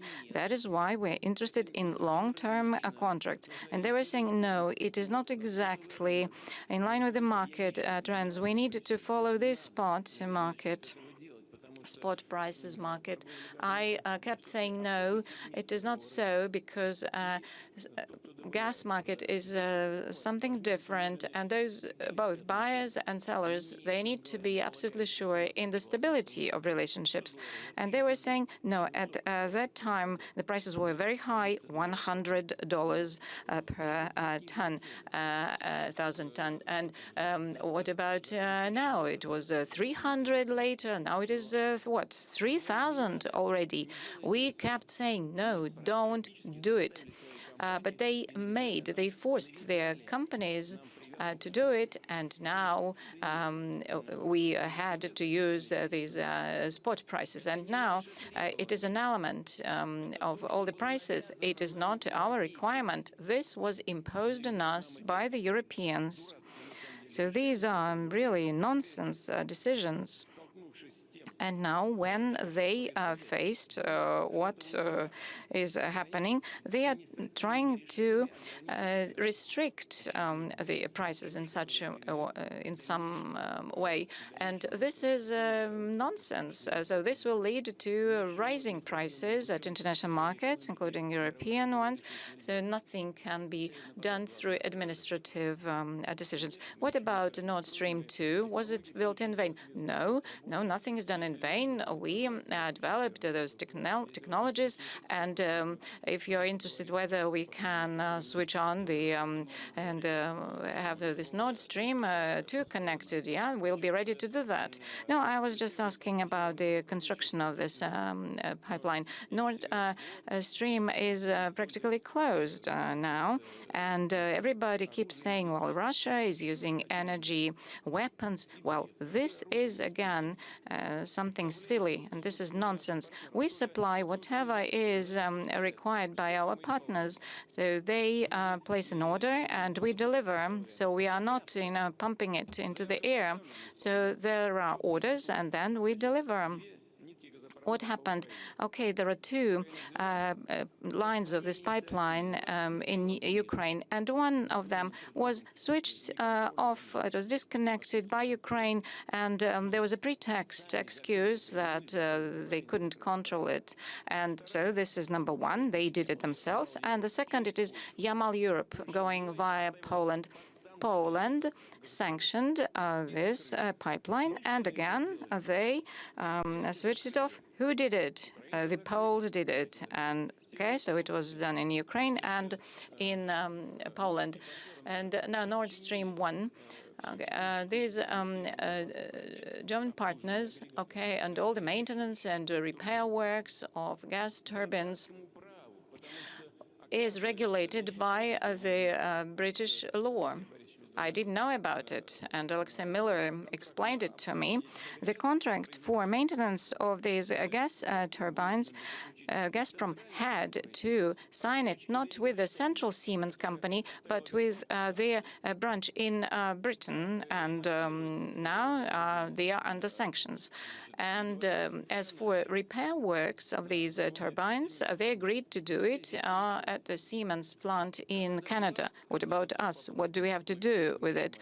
Okay, Canada took it and then returned it to Germany.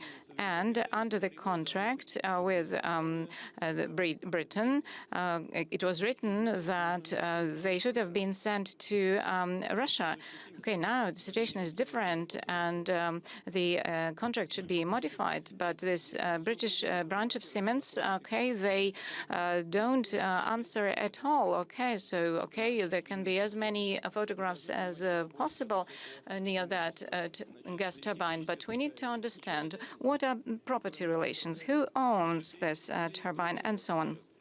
And the last turbine is now out of order, and representatives of Siemens, okay, they visited, and there's oil leakage there, some lubricants leakage, and it cannot work properly. Okay, so fix it, okay, give it to us, and then we'll switch it on tomorrow. So they're saying we're using it as a weapon. No, what weapon? So they cornered themselves into this sanctions blind alley. And you see what is happening, okay, in Berlin, okay, there are people protesting, switch on this Nord Stream 2. We share the sentiments of the Germans, but it is not us who introduced sanctions against Nord Stream 2. We did it under pressure from the Americans. And why do Americans try to do it? Because they want to sell LNG themselves. Well, we know what the previous administration used to say. Yes, we sell at higher prices, but let them buy it because we protect them. Okay, let them do that. About the UK, a follow-up question. There is new Prime Minister Liz Truss. Before that, that was Boris Johnson. What are your expectations from the new Prime Minister? As far as I understand, there are not many hopes that the relations are going to improve. Well, you know, the UK has a procedure for the election of the head of the government, which is far from democratic procedure, because it's based on who won the previous elections, which party in particular, and the people of the UK do not participate in these changes that are happening in the government.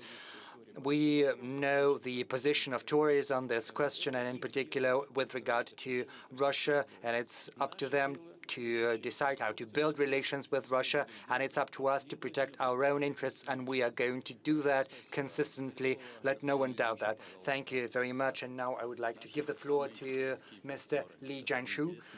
Our Chinese partners are very tough negotiators, but a reliable partner nonetheless.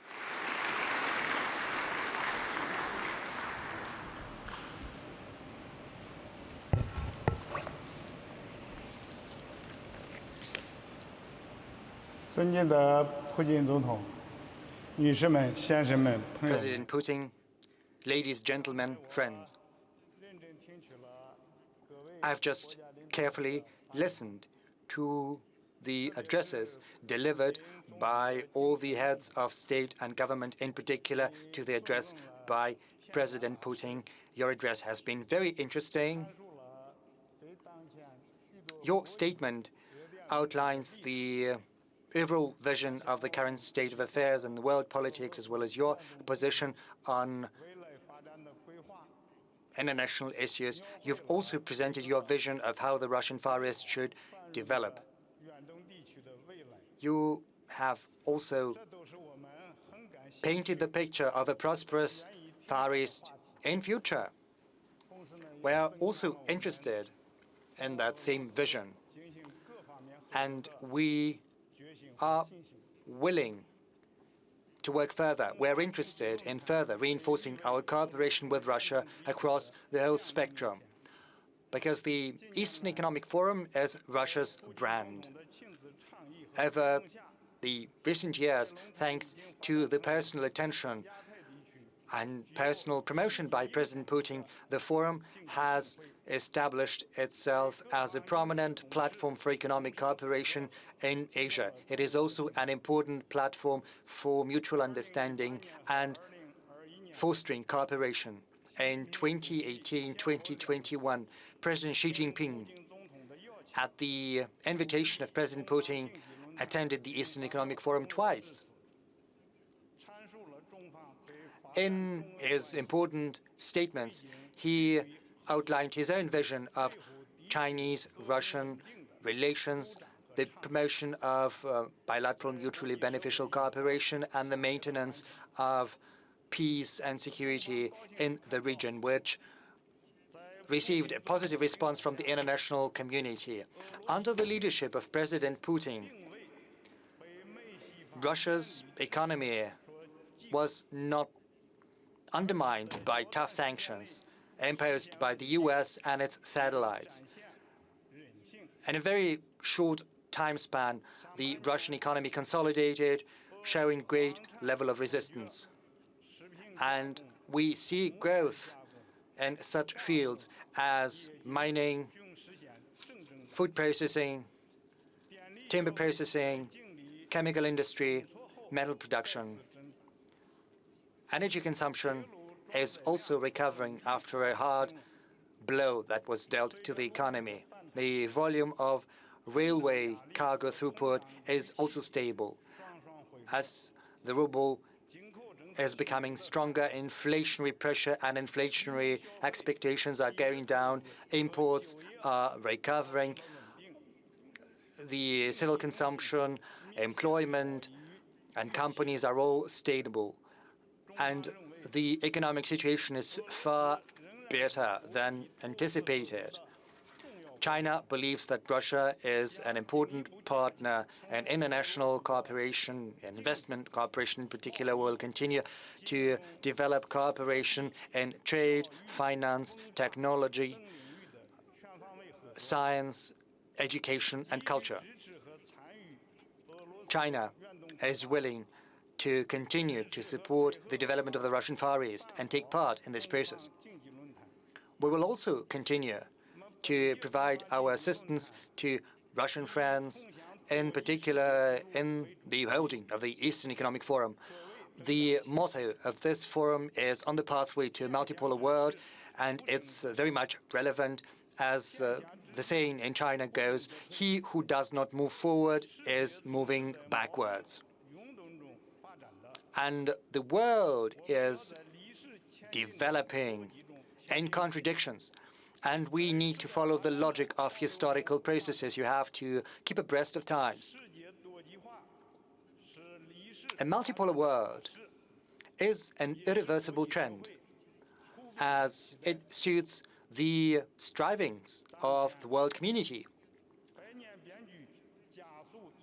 The world is currently undergoing a profound transformation, entering into a new era of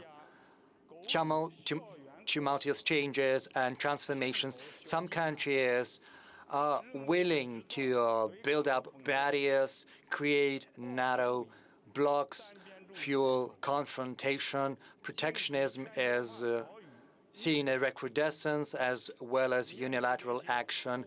Political globalization is facing difficulties. These tough challenges demonstrate unequivocally to everyone that a multipolar world and true multilateralism are the sole correct path forward for humanity.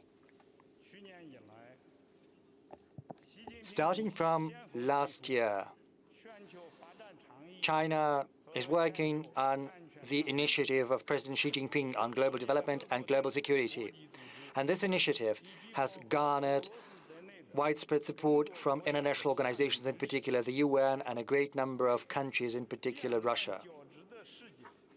These initiatives are bringing more order and positive energy to this chaotic world.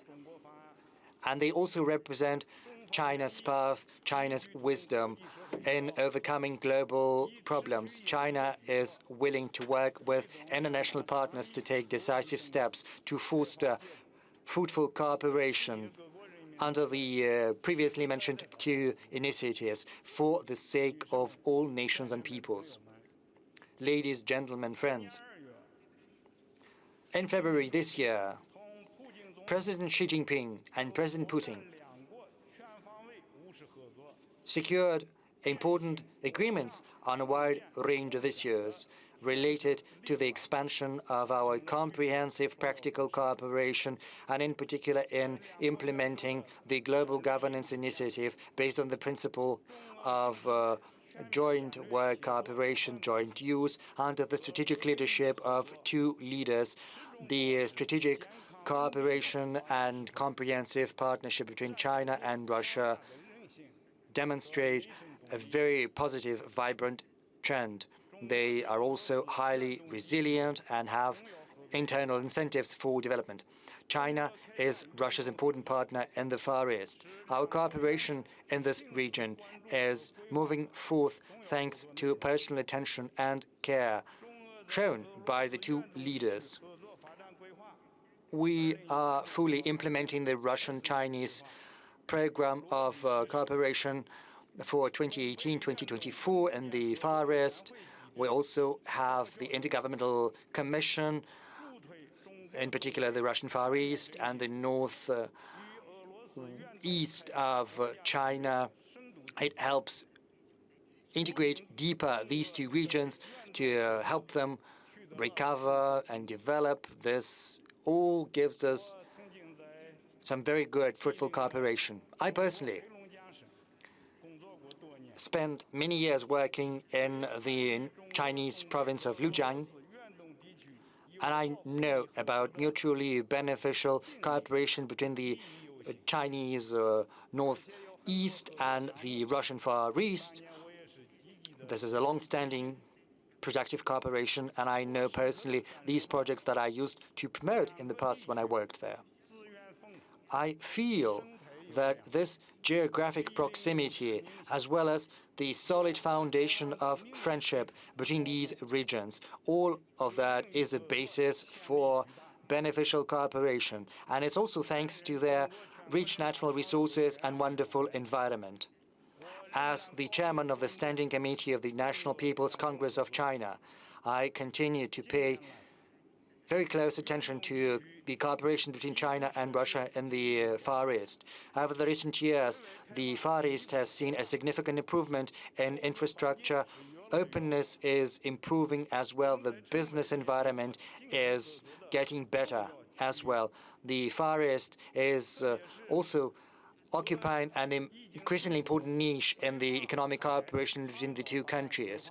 Russia has also adopted a strategy for the development of the Northern Sea Road.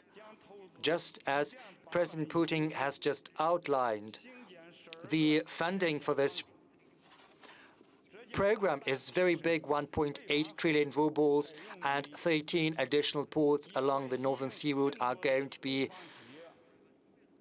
constructed as per the plan. This will raise the throughput capacity, and it'll also attract more Chinese companies who are interested in working together with Russia in transporting goods across the Northern Sea Road. And of course, China wants to continue to be the biggest investor, the biggest economic partner for the Russian Far East. Over the recent years, the overall trade between the Russian Far East and China was almost to the tune of $14 billion, 28% more than the previous period. And the first half of this year, as far as the territory of advanced development in the Russian Far East goes, and the Vladivostok free port, well, there are 24 joint projects, $14.7 billion to the tune of this number. We see development in agriculture, e-commerce, logistics, transport, and also there are projects regarding the Northern Sea Road. Thanks to the personal attention of President Xi Jinping and President Putin, we saw the inauguration of the automobile bridge here, Blagoveshchensk, and very soon we will commission a new railroad on the border. And I've recently been to the province of Lunjiang, and I saw those projects personally. I inspected them, and I think these two projects will help us improve the throughput capacity of these border checkpoints. The two sides are also active at building cloud platforms for interregional cooperation and cultural and humanitarian exchanges. For 13 years in a row, we are holding the Russian-Chinese market of art and culture festival, which helps bring our nations closer together. And we are fully satisfied with these outcomes. Ladies, gentlemen, friends, as of now, Northeast Asia is one of the most vibrant regions across the world. Improving cooperation in the Far East provides us with a good opportunity to secure security and prosperity in this region. And in that regard, I would like to come up with the following proposals. First, to implement a global security initiative in the interest of peace and stability in the region. 4 years ago, President Xi Jinping spoke at this very tribune, saying that harmonious, based on confidence, mutual confidence, environment in Asia is in the interest of the world community as a whole. We need to build a harmonious, peaceful region as a common home. And to achieve that, we need to band our efforts together. And we need to stick to a concept of comprehensive, stable security. We need to abandon the zero-sum game pattern and the mentality of the Cold War. It's important to improve dialogue, partnership, solidarity, instead of sowing discord and confrontation. We need to stick to the concept of indivisible security. We need to secure our own security with due respect for the security of others and security of all. This is going to be our positive contribution to the maintenance of peace and stability across the region.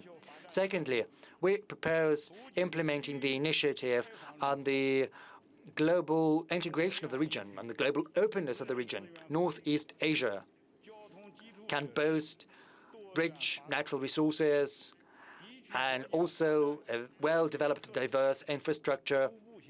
The countries of the region are very unique, but also complementary, and they are destined to play an important role in reviving the world economy. In that regard, we need to stimulate better partnership in development. We need to accelerate joint work on resources. We need to integrate and harmonize our development policies, tapping into the potential of our economies. We also need to act against unilateral sanctions, maximum pressure. We need to bring down trade barriers and also secure unimpeded and safe value chains. We need to implement joint projects and build a more sustainable and free environment for investment and trade, which is going to provide an additional new impetus to political globalization. Third, we need to harmonize national development strategies in the interest of fostering deeper cooperation in the Far East. China does everything to comprehensively achieve the important agreement between President Xi Jinping and President Putin. We need to integrate One Belt, One Road initiative and the Eurasian Economic Union. We need to add substance to this cooperation.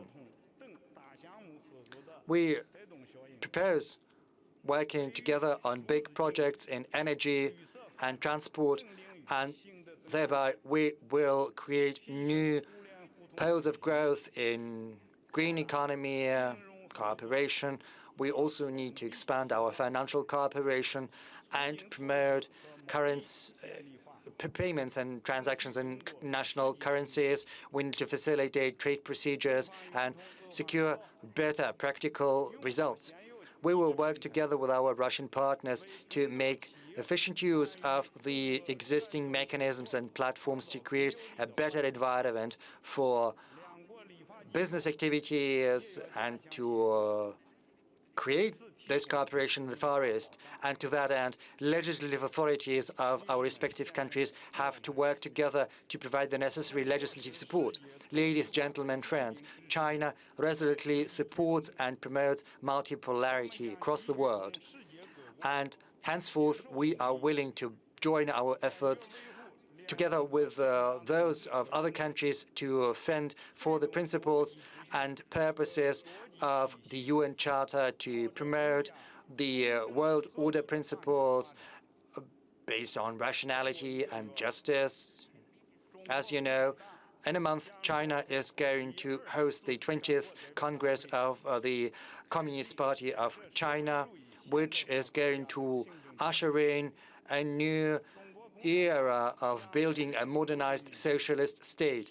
The Chinese people working under the leadership of the Communist Party is steadily moving towards the modernization of the country with Chinese specifics. It is also making its contribution to modernizing humanity as a whole. Presently, China's economy is still highly stable, and it boasts a great potential. It shows a long-term development dynamics. We will steadily promote high-quality development and expand openness, including at the highest level. We will work together with Russia and other partners across the world, promoting our cooperation under the One Belt, One Road initiatives, opening up new horizons for cooperation in Northeast Asia in the name of building a single destiny community for all mankind. Thank you for your attention. Большое спасибо. Пока Ли Thank you. Чжаншу занимает свое место. While Mr. Li Jianxun takes his place, President Putin, it's been said that we are expanding checkpoints, opening railroads, but we have a bottleneck. In September last year, we did not modernize the Baikal-Amur main line and Trans-Siberian. And after that, Mr. Trutnev says that the economy is going to lose 1.5 trillion rubles due to the bottlenecks in these routes. Can we afford that, and when will the situation change?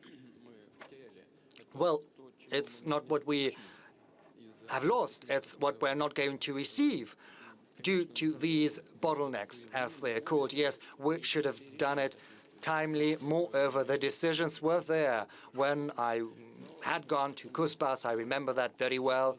But then, another point of view prevailed, according to which it was difficult to expect the requisite volume of coal carriage, in particular eastwards. But as we can see, this view was erroneous, but there's nothing catastrophic about that. We are expanding the cargo carriage volumes.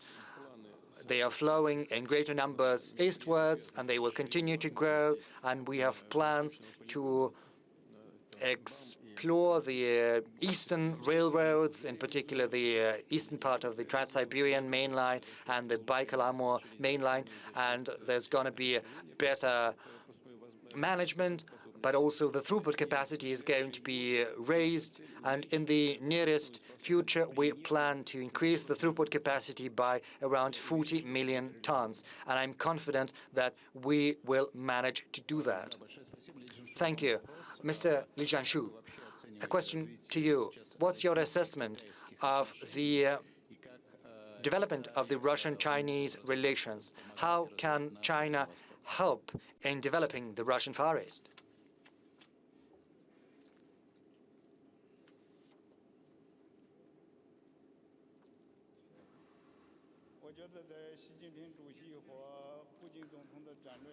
I believe that under the strategic leadership of President Xi Jinping and President Putin, the Chinese-Russian relations stood the tests that they went through, and they're stable, they are dynamic. Our relations are based on non-confrontation, non-alignment, and they're not aimed at any other country, nor are they subject to the short-term fluctuations of the world affairs situation. They're independent, they are self-sufficient, and I think that reinforcing this cooperation in the end stands to benefit both our nations and also the world community at large.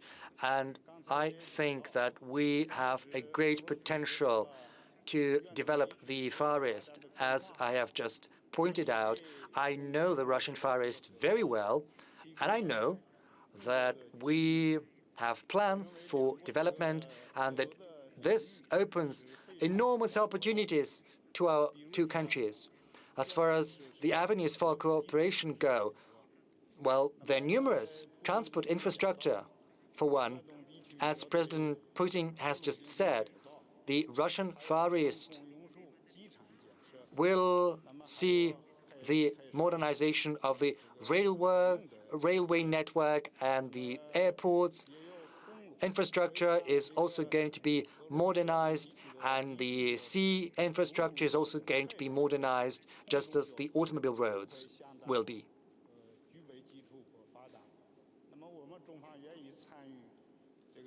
I think that China has already expressed its interest in cooperating in the field of infrastructure. As for agriculture, China has a very solid foundation in this field, just as Russia does. Russia can boast very rich natural resources in agriculture, so we can develop cooperation in soya beans. Several years ago, I worked at the Lujiang province, and we loved to procure Russian commodities. And I think through fostering better ties with Russian partners, it's possible to invest in joint ventures so that in the Russian territory we could set up new projects for processing these commodities. This will help bring in more taxes, tax revenues for the Russian Far East. This will also help with China's agriculture. There is also energy cooperation. All the guests have spoken about the general state of affairs in the energy sector. Russia has very rich natural resources, energy resources in particular, and I can tell you that our cooperation in this field is very stable and still has great potential. There was some talk about the pipeline, and we view that in the positive light. The same goes for science, education, environment. These avenues are also very promising. President Putin has also spoken about the fact that Russia is going to allocate more funds for improving the living standards in the Russian Far East, and China stands ready to make a contribution of its own to that cause. The modernization of hospitals, construction of hospitals and education facilities, the modernization of cities, that's very good, a very promising avenue.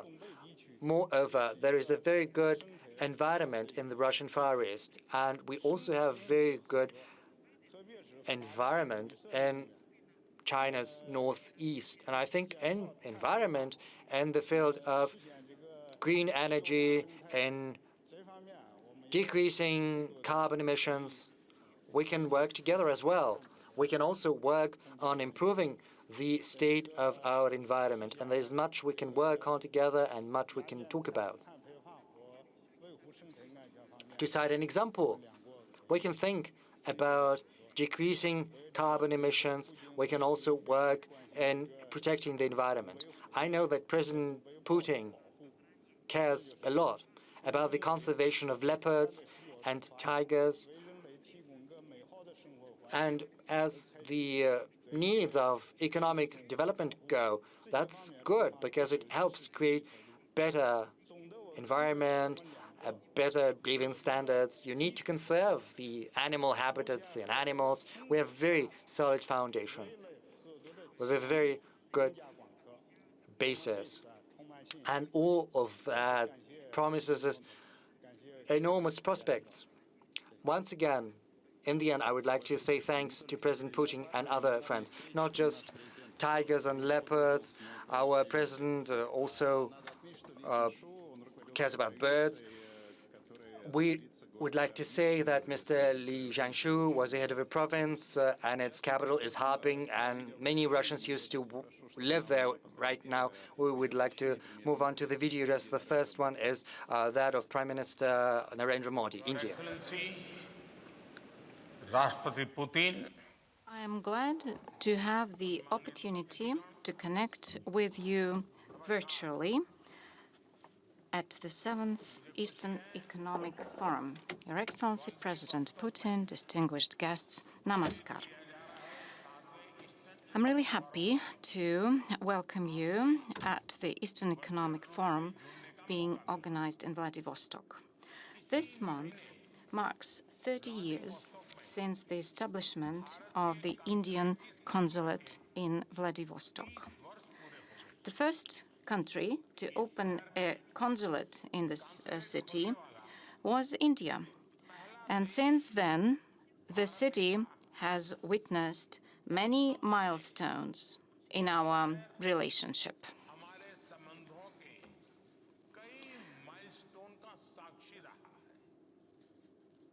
Dear friends, established in 2015, this forum has today become a major global platform for international cooperation in the development of the Russian Far East.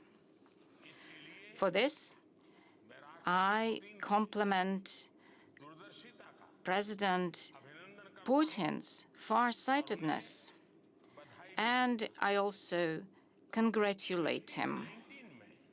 In 2019, I had an opportunity to participate in this forum in person.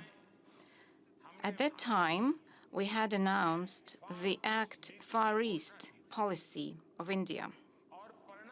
And as a result, India's cooperation with the Russian Far East has increased in various fields. Today, the policy has become a major pillar of the special and privileged strategic partnership between India and Russia. Friends, whether we talk about the international North-South corridor, the Chennai-Vladivostok maritime corridor, or the Northern Sea Route, connectivity will play an important role in the development of our relations in future. India is keen to strengthen its partnership with Russia on Arctic issues. There is also immense scope for cooperation in the energy sector. Along with energy, India has also made significant investments in the Russian Far East in the areas of pharmaceuticals and diamonds. Russia can become an important partner for the Indian steel industry through the supply of coking coal. We can also have good cooperation in the mobility of talent. Indian talent has contributed to the development of many resource-rich regions of the world. I am sure that the talent and professionalism of Indians can bring about rapid development in the Russian Far East. Friends, there is an ancient Indian principle of Vasudhaiva Kutumbakam. It has taught us to see the world as one family. In today's globalized world, events in one part of the world make an impact on the whole world. The Ukraine conflict and the COVID pandemic have had a major impact on global supply chains. Food, grain, fertilizer, and fuel shortages are of great concern to developing countries. From the very beginning of the Ukraine conflict, we have emphasized the need to adopt the path of diplomacy and dialogue. We support all peaceful efforts to end this conflict. In this regard, we welcome the recent agreement on the safe export of grains and fertilizers. I once again would like to thank President Putin for giving me the opportunity to address this forum. And I convey my best wishes to all the participants of this forum. Thank you very much. हार्दिक शुभकामनाएं देता हूं। बहुत-बहुत धन्यवाद।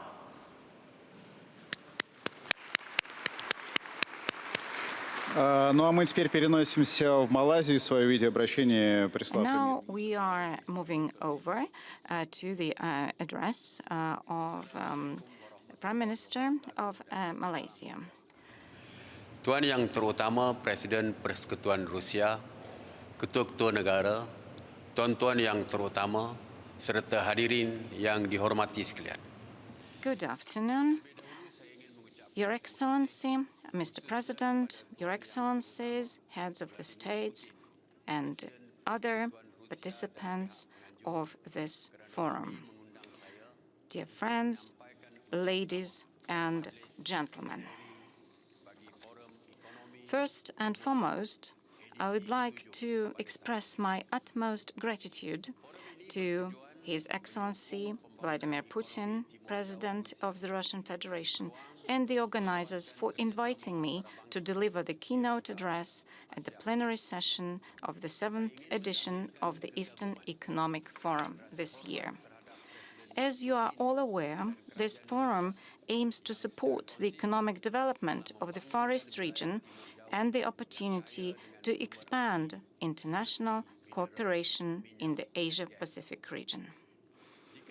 I would like to express my admiration and respect for President Putin and the government of the Russian Federation for the consistent effort in developing the Far East region, which is rich in natural resources such as minerals, oil, and gas.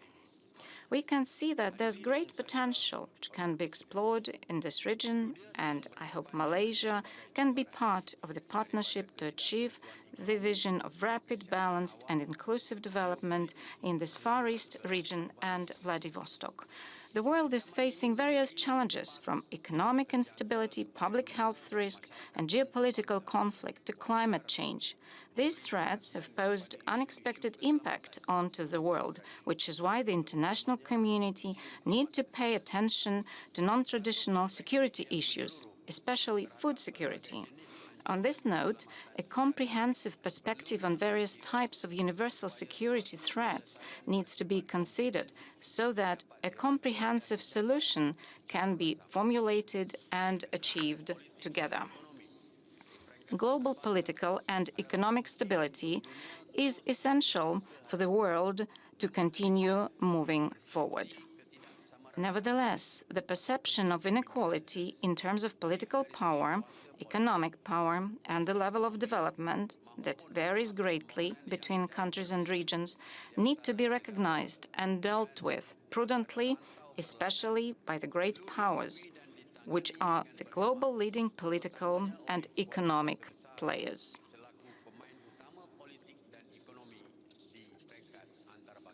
Therefore, any solution sought should not only benefit one party, but should also involve all parties. Countries that still believe in hegemony will only create discord, tension, and instability in political and social aspects. Meanwhile, unilateral sanctions imposed by the world's great powers have resulted in the supply chain's instability in continuing operations in the manufacturing sector. Distinguished guests, the world today is moving towards multipolarity, which brings threats and opportunities that should be leveraged by all parties. All countries should be able to accept and adapt to the new distribution of power in shaping a more prosperous, sustainable, and equitable future. From Malaysia's perspective, no country should live in isolation. Therefore, Malaysia always practices a friendly attitude and is open to establishing friendships with any country. For us, every nation should take a bold step towards creating a peaceful, multipolar world, respecting international diplomacy and creating universal friendly relations. From the economic point of view of this multipolar world, some developing countries have emerged as new economic powers. Others are moving toward becoming additional growth catalysts, and some are trying to reach their potential in this new system. By 2040, Asian countries are expected to represent half of the global gross domestic product and 40% of global consumption, most of which come from Southeast Asian countries.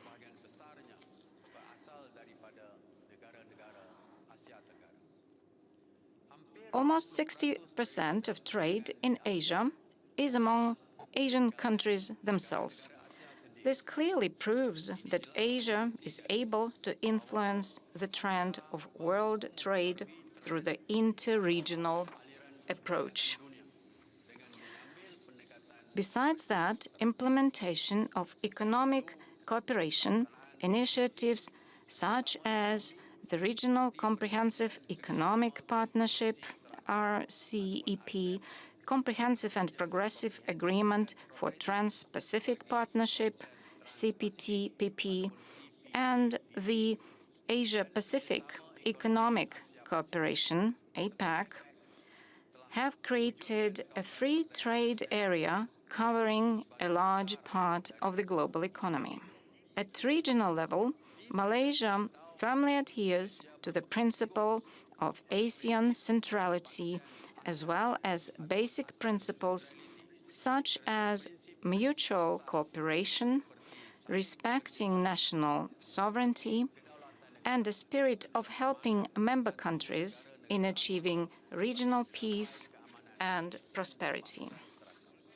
As one of the founders of the ASEAN member countries, Malaysia will continue to play an essential role in strengthening the ASEAN community and interregional integration.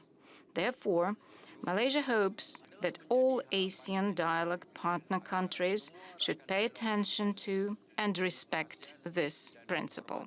As a developing country, Malaysia welcomes the platform that BRICS member countries, namely Brazil, Russia, India, China, and South Africa, have created in providing space and opportunities for developing countries to underscore and highlight their positions as well as views on the latest situation or developments regarding the global development agenda through the high-level dialogue on global development during the 14th BRICS conference. in Beijing in June recently. Finally, I would like to emphasize that Malaysia remains committed in moving forward with all the countries across the globe in finding the best method to deal with current challenges more meaningfully. Thank you very much for your attention. А я сейчас попрошу поставить обращение премьер-министра Вьетнама. And now we are going to see the address of the Prime Minister of Vietnam. Thưa ngài Tổng thống Vladimirovich Putin. Your Excellency, President of Russia, Vladimir Vladimirovich Putin. Esteemed ladies and gentlemen, dear friends. First of all, I would like to thank the organizing committee for inviting me to address the 7th Eastern Economic Forum. On behalf of the government of Vietnam, I would like to send my best regards and wishes to President Putin and all distinguished delegates. This forum on the pathway to multipolar world this year is taking place at the time when the global economy and global trade are facing a great deal of challenges, particularly the impact of the COVID-19 pandemic and climate change. This requires us to adopt a global approach and further international cooperation to maintain stability and growth in the region and the world, and to ensure the welfare of the people, because people are at the center. They are actors and drivers and resource and purpose of all development processes. Esteemed ladies and gentlemen, dear friends, Vietnam consistently pursues the foreign policy of independence and self-reliance, multilateral position and diversification of international relations. We seek to be a good friend, reliable partner, and responsible member in the international community for peace, cooperation, and development in the region and the world. It is also a policy to develop an independent and self-reliant economy which engages activity and extensively in international integration. Together with the effective control of the COVID-19 pandemic, Vietnam is enjoying macroeconomic stability, whereby inflation is under control, economic growth is maintained at a high level, major economic balances are secured, political stability and public order and safety are upheld. At the same time, Vietnam diplomatic activities have been strengthened and widened. Cooperation in investment and tourism has been strongly promoted. With the economy ranking the 5th among 35 Asian economies in terms of openness, Vietnam has signed 16 free trade agreements with more than 60 countries and territories, including most of the major global markets. Vietnam is also an active participant in many multilateral initiatives, including regional and interregional economic associations, thus making responsible contributions to sustainable development in the Asia-Pacific region. Ladies and gentlemen, dear friends, Vietnam always attaches great importance to the comprehensive strategic partnership with the Russian Federation. We highly value the outcome of economic cooperation between our two countries over the past years, especially in the fields of energy, industry, and others. We are looking forward to further advancing collaboration in areas and sectors where each side enjoys a competitive edge and make the best use of the opportunities arising from the free trade agreement between Vietnam and the Eurasian Economic Union. We stand ready to work in close partnership with the EAEU countries to review and upgrade the free trade agreement to bring it to the new development context. Within multilateral frameworks, Vietnam commands the important role and engagements of the Russian Federation in the Asia-Pacific. We support Russia's policy to link up and promote economic cooperation between Russia, including its potential Far East, and countries in the Pacific Ocean. Key areas for such cooperation include securing the supply chains of materials and energy to serve production and business activities, ensuring food security, and maritime transport connectivity. We welcome the strengthening of the ASEAN-Russia strategic partnership and Russia's contribution at ASEAN-led and regional cooperation mechanisms, including Asian Regional Forum, EAS, APEC, and ASEM, just to name a few. Vietnam is ready to serve as a bridge to advance the ASEAN-Russia strategic partnership. It is our desire to step this cooperation in every area. This includes all areas of economy and tourism, and also to advocate the formulation of a free trade agreement between the ASEAN Union and between the ASEAN countries and the EAEU. I wish the 7th Economic Forum great success. Good health, happiness, and success be with Mr. President. Сейчас я попрошу вывести на экран, на мониторы. Thank you very much. And now let's have a look at our poll. The results. This is RBC News Agencies, and we did it recently. And have a look at the results. The questions were, is the economy going to recover soon? Then the second one, okay, so is the economy going to decline, or you're not sure? And have a look. The totally different opinion among the regular readers and the members of the industrial union. Have a look. 62% of the readers said that it will be like that. My question is, so have we hit the bottom already, or so is there going to be a bouncing back, or so we are going to get deeper? It is always the question of prices. И на гражданах отражается негативно, разумеется, на их доходах, на их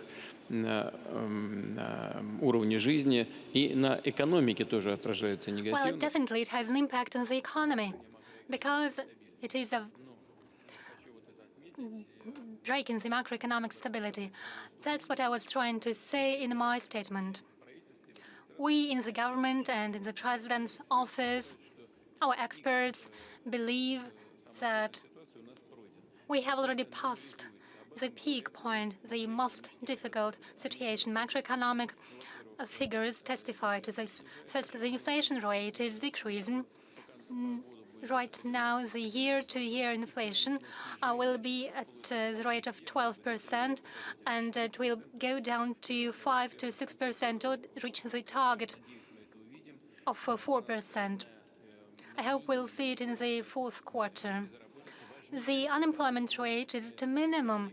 It is a very important factor of the economy. It's 3.9% in our country. In all developed countries, this figure is much higher. We saw stabilization of state finance. Let me stress in particular that the budget will see a deficit in this year, 500 billion of rubles, despite all gloomy predictions. It was expected that there will be a sharp decrease in the GDP. It's not going to happen. There will be a decrease, but it's not going to be so big. It's about 2.2%. So I believe we can state that thanks to effective, active and verified measures, the government succeeded in preventing such a negative scenario. And the consolidated budget of the regions will look very good, with a deficit of 1.5 trillion rubles. So we are implementing all of our programs of development, all of them. More than that, this year, the federal budget expenditures will be 20% more than last year. It shows that we support all areas that we have identified as priorities. and this will be reflected at the situation of Russian economy as such and on the whole. I very much believe that based on these fundamental factors, we will assess further trends as regards the prices. In any case, we are going to do our utmost to make sure that we reach our targets, and we are going to reduce the inflation. One of the particularities of the Russian Far East region is very interesting. Namely, there are almost no federal shop network shops. For example, to go to a Perekrzhostok shop, one has to go to all the federal district. Only recently, the owner of the chain shops mentioned they were going to open 100 new supermarkets. Why is it happening? First of all, the prices are higher here. It is a matter of fact. It's obvious. Secondly, the density of population is an important factor. Over 12 million people live in the Urals, and in Moscow alone we have the same population. So there are economic considerations and pragmatic economic considerations behind this. Then you mentioned that chain shops are entering the region, and there are specific own chains here, and we count on their development, and we hope it will impact the situation in a positive manner. Speaking of the Russian Far East, can we judge in the categories of whether something is profitable or not? Well, you know, from the point of view of our activities and the logic behind our activities, we should be guided by the strategic considerations of the development. We should prevent a decrease of population, and support measures are needed. If you wish, I can list them further later. But the business responds to something different, to the development of the economic life, namely. For example, you asked me about gas and our relations with the consumers in Europe. For example, Poland has closed the Yamal-Europe pipeline for political reasons. But not only. Poland purchased gas at high prices. Then in Germany, they closed the pipeline, but immediately they started buying our gas via river supply from Germany. Germans received the cheapest gas, and they started selling the same Russian gas at a bit higher price to Poland. And that's it. That's the underlying reason. Companies are guided by their pragmatic reasons, but with this, they affected negatively their domestic consumers. Immediately, the prices grew, and they lost everything, every profit. And that's something we see everywhere. Economy can't work differently. One can't damage the objective economic laws because one will see the impacts immediately. You also asked about the caps on our energy resources. It's a stupid decision. If someone tries to follow up on this decision, it is not going to bring about anything good. There are contractual obligations, supply contracts. Are they going to take any political decisions violating the contractual obligations? We're not going to implement them. Then we'll seize our supplies if it violates our interests, in this case economic interests. We're not going to supply neither gas or oil or coal. We are going to implement our contractual obligations in full measure, but if someone tries to impose something on us, let me say this: those who impose something are not in a position today to dictate their own will. They should come to their senses.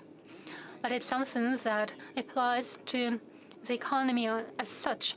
It is also true for domestic economy.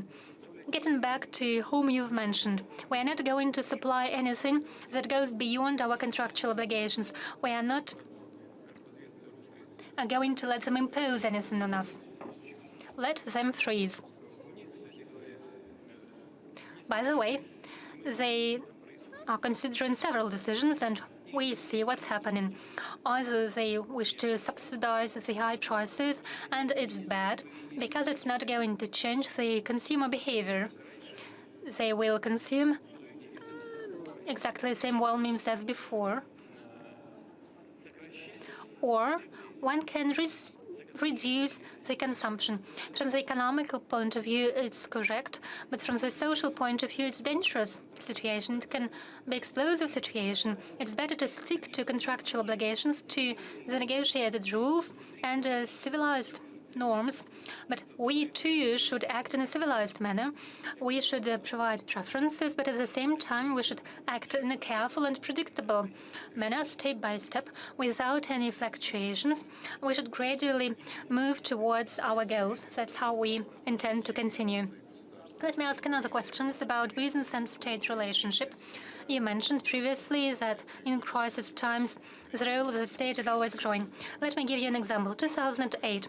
You said you would send a doctor to the owner of Mitchell. 2020, you gave an interview and you were asked whether you consider businessmen as swindlers. And you answered the very reasons behind that statement. Recently, I had a conversation with Mr. Belousov, and he said that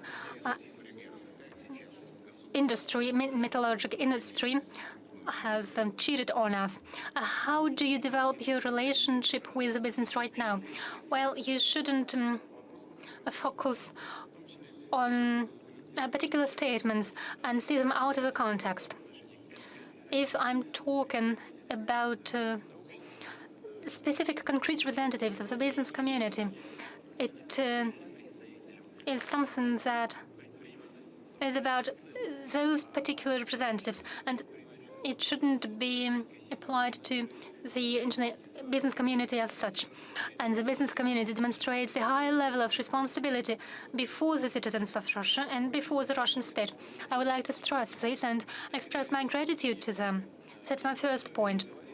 By the way, you know, I used to tell them in the past that they will have problems protecting their interests. Something was their assets were seized, but it's something I warned them about.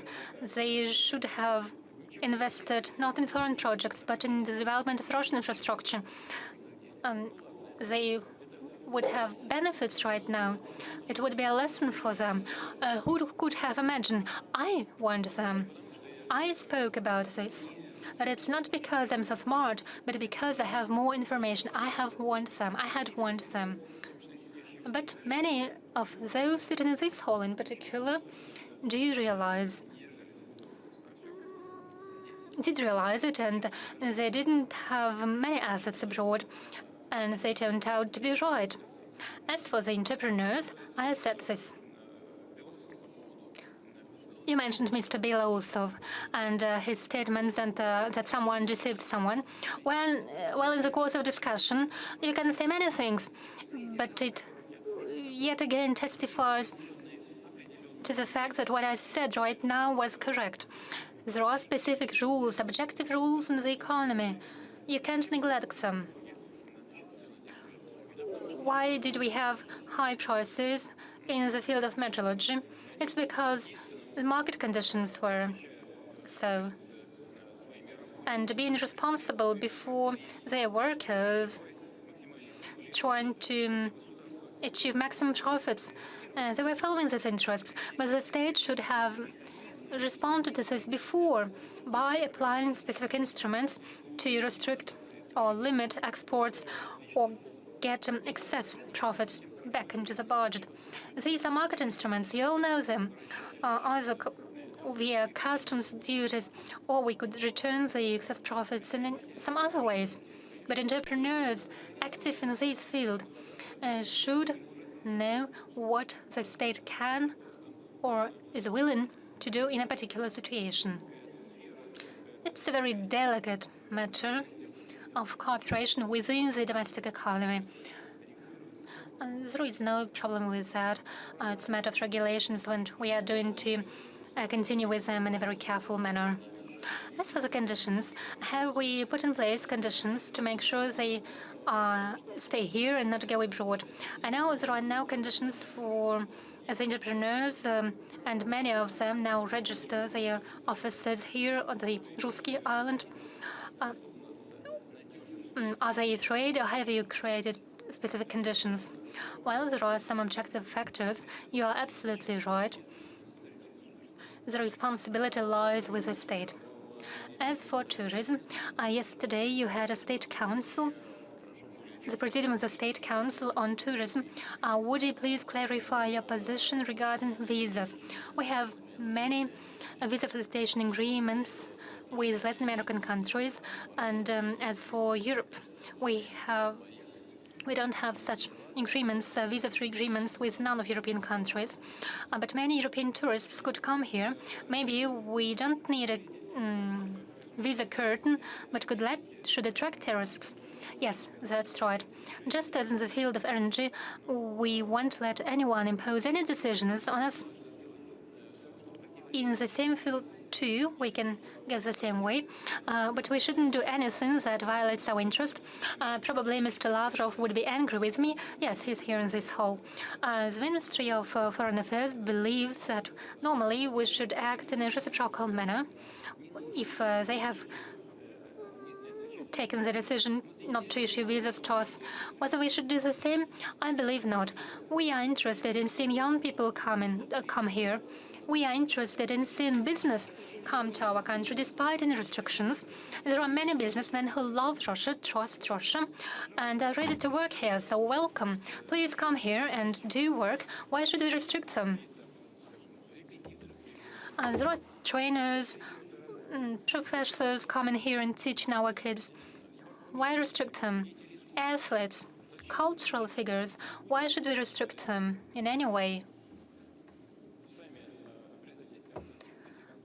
We're not going to cut off the contacts on our own. Those who do this isolate not us, but themselves. And yesterday, at the same presidium of the State Council, there was a dispute regarding the Federal Agency for Tourism. Some people said that the mandate of this agency could be enhanced. Others didn't agree. What decision did you take? Well, it's quite easy. It was a pragmatic decision.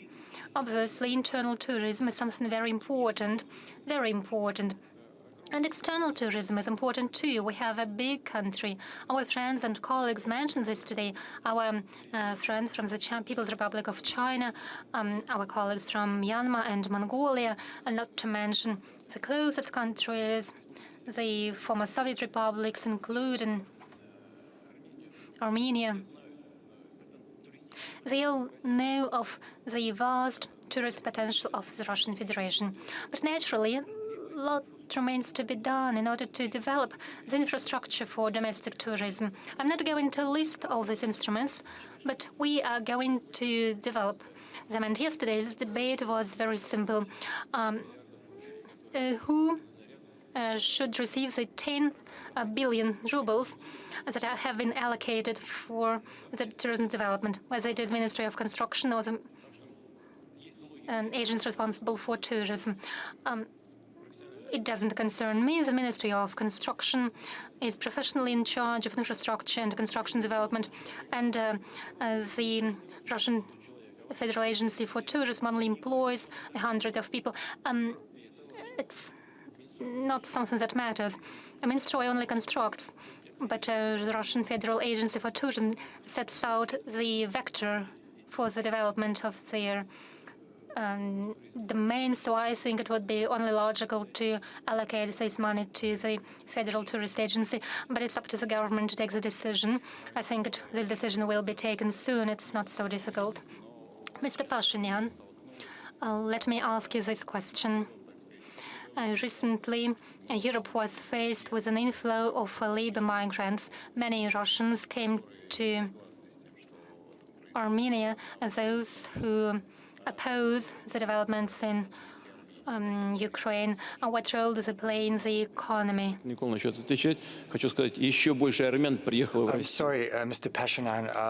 I'd like to say before you begin to respond, that even more Armenians have come to Russia, more than 1 billion people. Well, nothing new about that, about Armenians coming to Russia. It's always a pleasure. I have to tell you that I do not quite agree with your assessment, and that many people have come because they need to get their salaries. Even though they stay in Russia, they work abroad, and there are problems with financial transactions, with wires, and due to that, they had to relocate to Armenia. And I think when I made my address, I painted our point of view. I do hope that what's happening is being perceived in Russia as simply relocation within the framework of the Eurasian Economic Union. And it's precisely the goal for which the Eurasian Economic Union was established. It was meant for the free movement of services, goods, labor, capital, and this is what we see happening in reality. And President Putin has said that too. He warned against future potential problems which could arise for business people who work in the West. But I think this is precisely why the Eurasian Economic Union exists. It's designed to make the economies of our countries more flexible. And it's obvious now already, but for the sake of justice, I have to tell you that in January, February, we already were expecting a very high rate of economic growth. In March, however, we ran into problems and there were concerns. But the flows that came into Armenia turned out to be of huge help. And we're in constant contact with our Russian counterparts. There are some ties, some connections which we can explore, which we can work together on. There is a very good dynamic. Many Russian regions are interested in working with their counterparts in Armenia. You've asked about potential sanctions. I would like to draw your attention to the following fact. Well, theoretically, if Armenia were to come under sanctions, this is not going to be beneficial to Russia. So what we propose is to work smart and explore the opportunities together, the ones that I've just reasoned. We have to spot early on potential difficulties that concern not only Armenia, but also the Eurasian Economic Union. We need to spot those difficulties in time to neutralize them, to eliminate them. And the Russian citizens who've come to Armenia are most welcome. Moreover, during the first half of the year, this was something we discussed, and I drew the attention of my Russian counterparts to the following fact. If these Russian citizens relocate to Armenia, they still remain within the framework of the Eurasian Economic Union. And the chances that they will go back to Russia from Armenia are several times higher than if they were to move to the US or to France. There are many people who are leaving. Well, even in the past, many people went on vacation to Armenia. Right now, it's vice versa. They live in Armenia and go back to Russia to get some rest, to meet their relatives. Well, in the past, you used to come to Yerevan and everything was so cheap. Right now, the prices have risen. Well, it's another matter. And moreover, we have a very big problem with the property, with real estate, because real estate prices in Armenia are climbing up, and the rent flats rates are rising as well. This creates problems on the one hand, but on the other hand, it creates new opportunities. And I think it's a 13% increase in construction in Armenia. And I think the Russian business is also interested in investing into this field. And incidentally, I would like to say that within the context of potential economic problems, it's very important that despite the fact that we are in close cooperation with Russia, international rating agencies still confirm very good rankings for Armenia. And I would also like to remind Russian business circles that Armenia is moving high very rapidly among the countries with a free economy, and we even have bigger ambitions. We do hope that we will rank among the top 10 on a world scale in this rating. And there are some very good opportunities in that. And we can work closely economically together with Russia, and we can propel this cooperation to a very high level. Over the last 30 years, Russia has always been the first trade and economic partner for Armenia. But presently, it's a new chance that we see in front of us. We can give a new quality to this economic cooperation. Let's take this opportunity and ask President Putin how we view those migrants who go from Russia to Armenia. Well, we welcome everything that stands to benefit the Russian business. And if the circumstances are such that it's more useful, more beneficial for people to work somewhere else, these are IT specialists first and foremost, well, let them do that. And I agree with Prime Minister Pashinyan. Armenia is no stranger to us. You can work in Yerevan and you can, basically live in Moscow, come back, and nothing stands in this way. Many people have come back. They see that nothing bad is happening here. Well, even despite the sanctions, aggression from certain countries against Russia, everything keeps functioning, everything keeps working. But if someone likes it and Armenia likes to work in Armenia, well, let them do that. And if anyone wants to live in Baku, let them do that.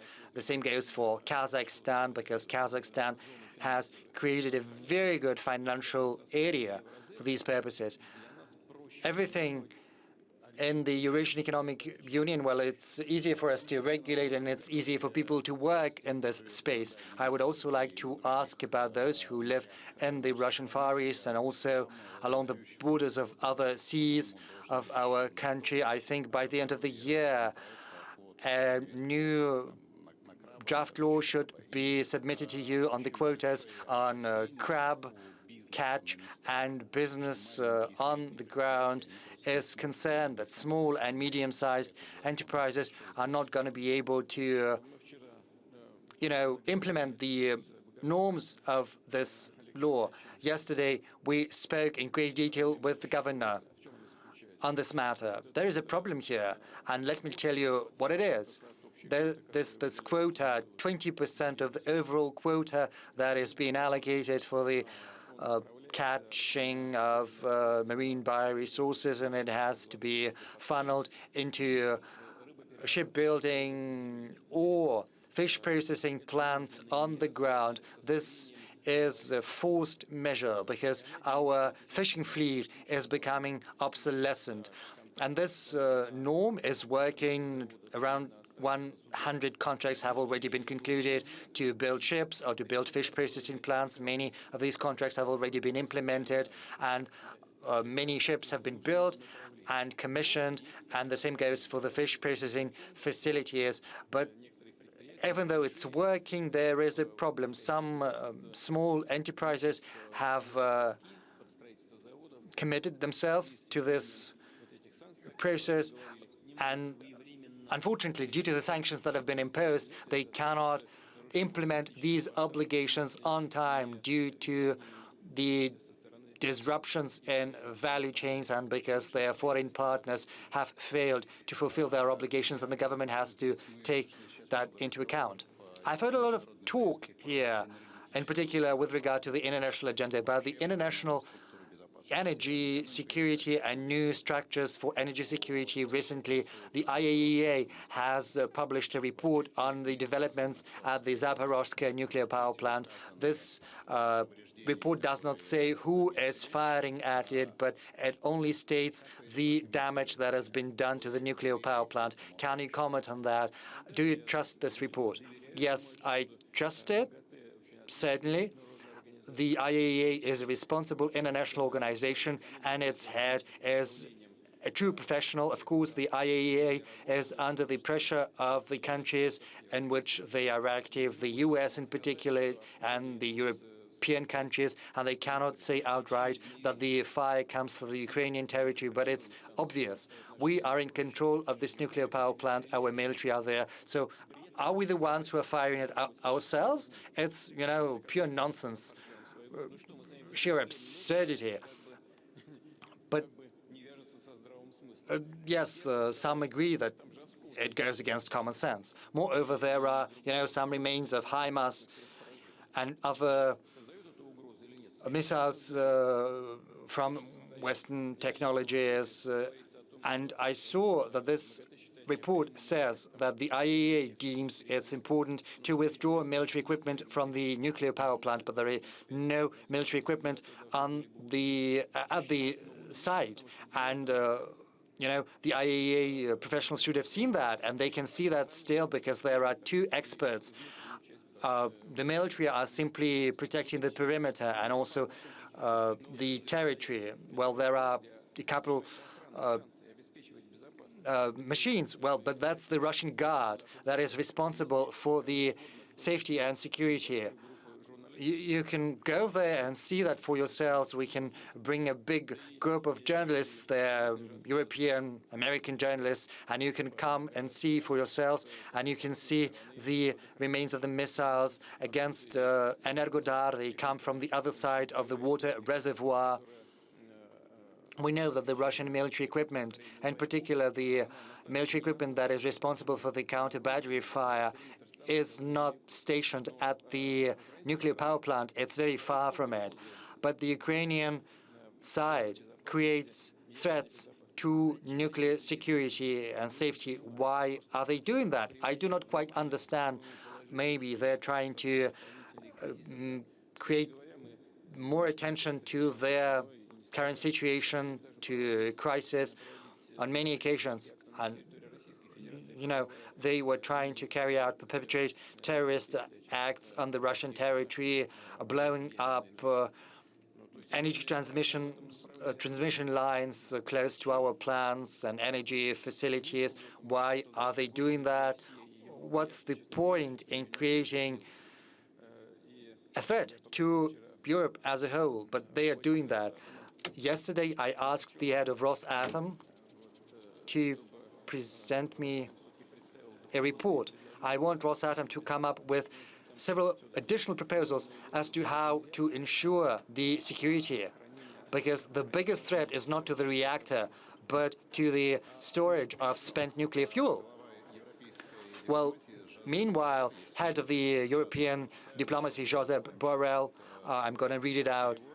It's a translation. Today, we are meeting as negotiations with the Ukrainian representatives. So far, we do not have a concrete plan to how to win over the fascist regime in Russia. What is that?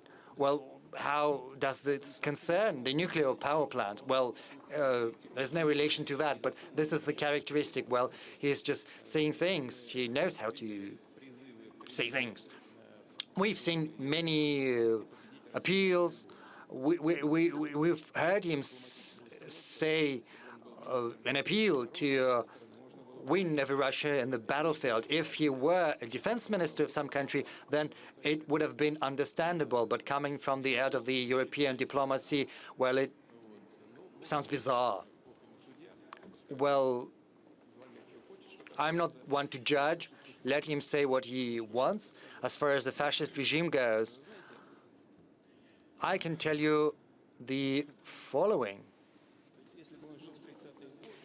If he had lived during the 1930s, he is Spanish, I think.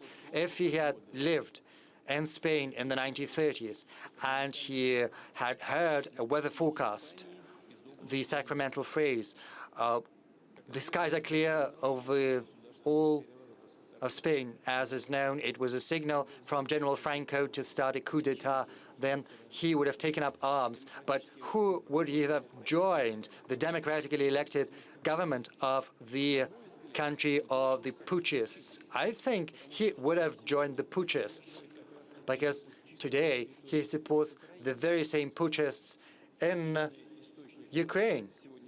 The primary source of authority in Ukraine goes back to the coup d'etat that transpired in 2014. So he is the one to side with the fascists. Secondly, just as the rest of Europe, he is actively supporting the Ukrainian authorities.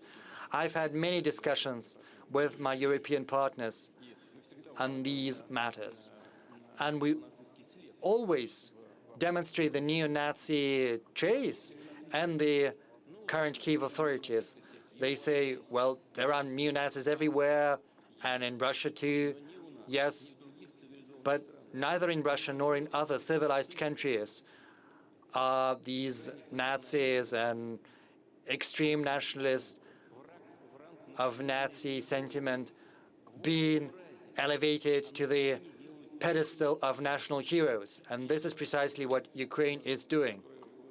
And if this sir, whom you have mentioned, may God give him many years, if he knew who Shukhevich and Bandera were, who killed Jews and Poles, you know, this dirty work was given to them by the Nazi occupants. They were the ones to destroy the people. Well, if he knew that, then he would understand where true Nazism is thriving and where it's being supported at the national level. We should give him a chance to look the truth, the reality in the eyes, and if he has a grain of conscience, then he should make the right conclusions. Well, those events in Ukraine, the massacre at Volyn, it was a tragedy for many families. Right now, we are facing tragedies as well. In early March, I stopped speaking to a friend of mine who lives in Kiev. Well, he stopped speaking to me. Dmitry Peskov says that all friends of his wife stopped talking to her.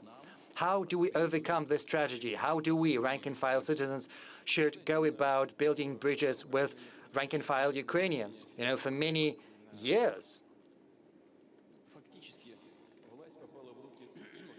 the authority, the power ended up in the hands of nationalists and Nazis, and they are carrying out total terror across the country. Many people are afraid to speak the truth about what's really happening there. Well, we are critical of certain citizens of ours who have a very particular view of our actions to protect the Donbass. But what about people who are being shot at the streets, who are being killed simply because they think differently? They're physically exterminated there. There is a difference. Do we understand what is really happening there? We need to do that. We need to understand. I can assure you that a great number of people in Ukraine hate this regime. And we should rely on these people who understand what is truly happening and who are willing to fight this. But they cannot do that because they are under the yoke of this Nazi regime. But once again, I can tell you that there are many people like that, and we have to support ties with them, and we will do that. I am confident that the future of Russian-Ukrainian relations, well, it's going to be up to these people. But we have to explain to them what values we are bringing there. We have to explain that, what we bring. Well, they will explain it to you. Just go to the Donbass and ask Ukrainians who live there, what kind of values do they defend there? They defend their motherland, they defend their identity, they defend their history and their people. Well, as a journalist, I can't help but ask a somewhat corporate question, if I may. On the 5th of September, there was a sentence announced to Ivan Sapronov, 22 years for state treason. That is the highest possible punishment for this type of crime. Also, a license revoked from Novaya Gazeta, whose editor-in-chief is a Nobel Prize laureate, and around 30 mass media ceased to exist in Russia lately. Many journalists relocated over to Latvia and other countries abroad and keep writing and working from there, from Latvia. Do you think that type of increased pressure on mass media is justified? Don't you think that that could be considered a demonstration of a multipolar or maybe unipolar world that we've been talking about today? Well, you made reference to the Nobel Prize laureate. We are delighted that a Russian citizen received a Peace Nobel Prize award. But I would say the Nobel Prize Committee somehow depreciated the actual value of Nobel Peace Prizes. Just please understand, I have a very good attitude to all colleagues of mine, despite some disagreements with U.S. partners. We had very business-like relations with President Obama, but why would he become a Nobel Prize laureate? I never commented on that, but let me ask it now. What is it that he's done so that he received a Nobel Peace Prize? Please consider all the military actions that were taking place in various parts of the globe when he was a president. Now, a Russian citizen received a Nobel Peace Prize. We know many examples when decisions are being made solely under the impact of the current political situation, and it does not give credit to those making those decisions. But nonetheless, we can be proud and happy for those citizens of ours who received this award. Now, let's talk about those journalists from work from other countries. Well, I can assure you that they are happy that they're allowed to relocate. Even while being here in Russia and working here in Russia, they always worked against us. And now they pretend that they're being threatened, and they're happy to relocate with the very same salary that they used to receive here in Russia. It's just that the situation of today forces them to choose their stance, to choose their side, and they are doing it. Well, it is their decision to relocate, and they are working there in the anti-Russian think tanks or centers. And our goal is to explain it to the majority of the Russian citizens what is the actual position of Russia and the leadership of Russia. We need to explain our actions aimed at protection of the interests of the Russian people and the multinational people of Russia in general. We are acting solely based on their interest protection, and we see that the overwhelming majority of Russian citizens support us. What about the 22-year prison sentence? Well, as for this sentence to a journalist, well, this journalist received this punishment. I do not know the details, but I only know that he was not just a journalist, he was also advisor to the head of Roscosmos, Russian space agency. And he was making his money not just through journalism activity, but he's also collecting certain information and shared it with an intelligence service of a certain country. Our domestic intelligence watched him carefully for a few years, and they listened to all the internal communications that he was having with those paying money for the secret information that he was handing over to them. Then an investigation was properly conducted, and they seized not just the assets he had, but also the devices that he used for communication. The court has considered it to be well proven and made a court decision. Whether that is a fair decision in terms of the sentence that was awarded as punishment, well, I'm not in a position to judge. We probably have the Prosecutor General here in the room. If he believes that that is excessive punishment, then the prosecutor could always appeal this punishment, and certainly the lawyers of the defendant and the convicted person in this case are always allowed to appeal this decision. If I may, the final question on my side, and then we will wrap up. So, coming to the topic of the Far East, this is definitely the topic that I'd like to wrap up with.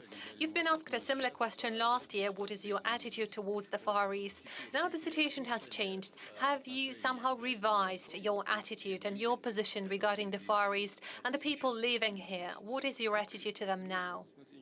No, nothing changed here. On the contrary, and our Chinese friend mentioned it in his speech. He said that the Far East is of great interest for Russia and for its neighbors in the Asian space. And we're delighted that our positions coincide on that. And that was also mentioned by our distinguished colleague from the Republic of the Union of Myanmar, the Armenian Prime Minister, the Mongolian Prime Minister, all mentioned it.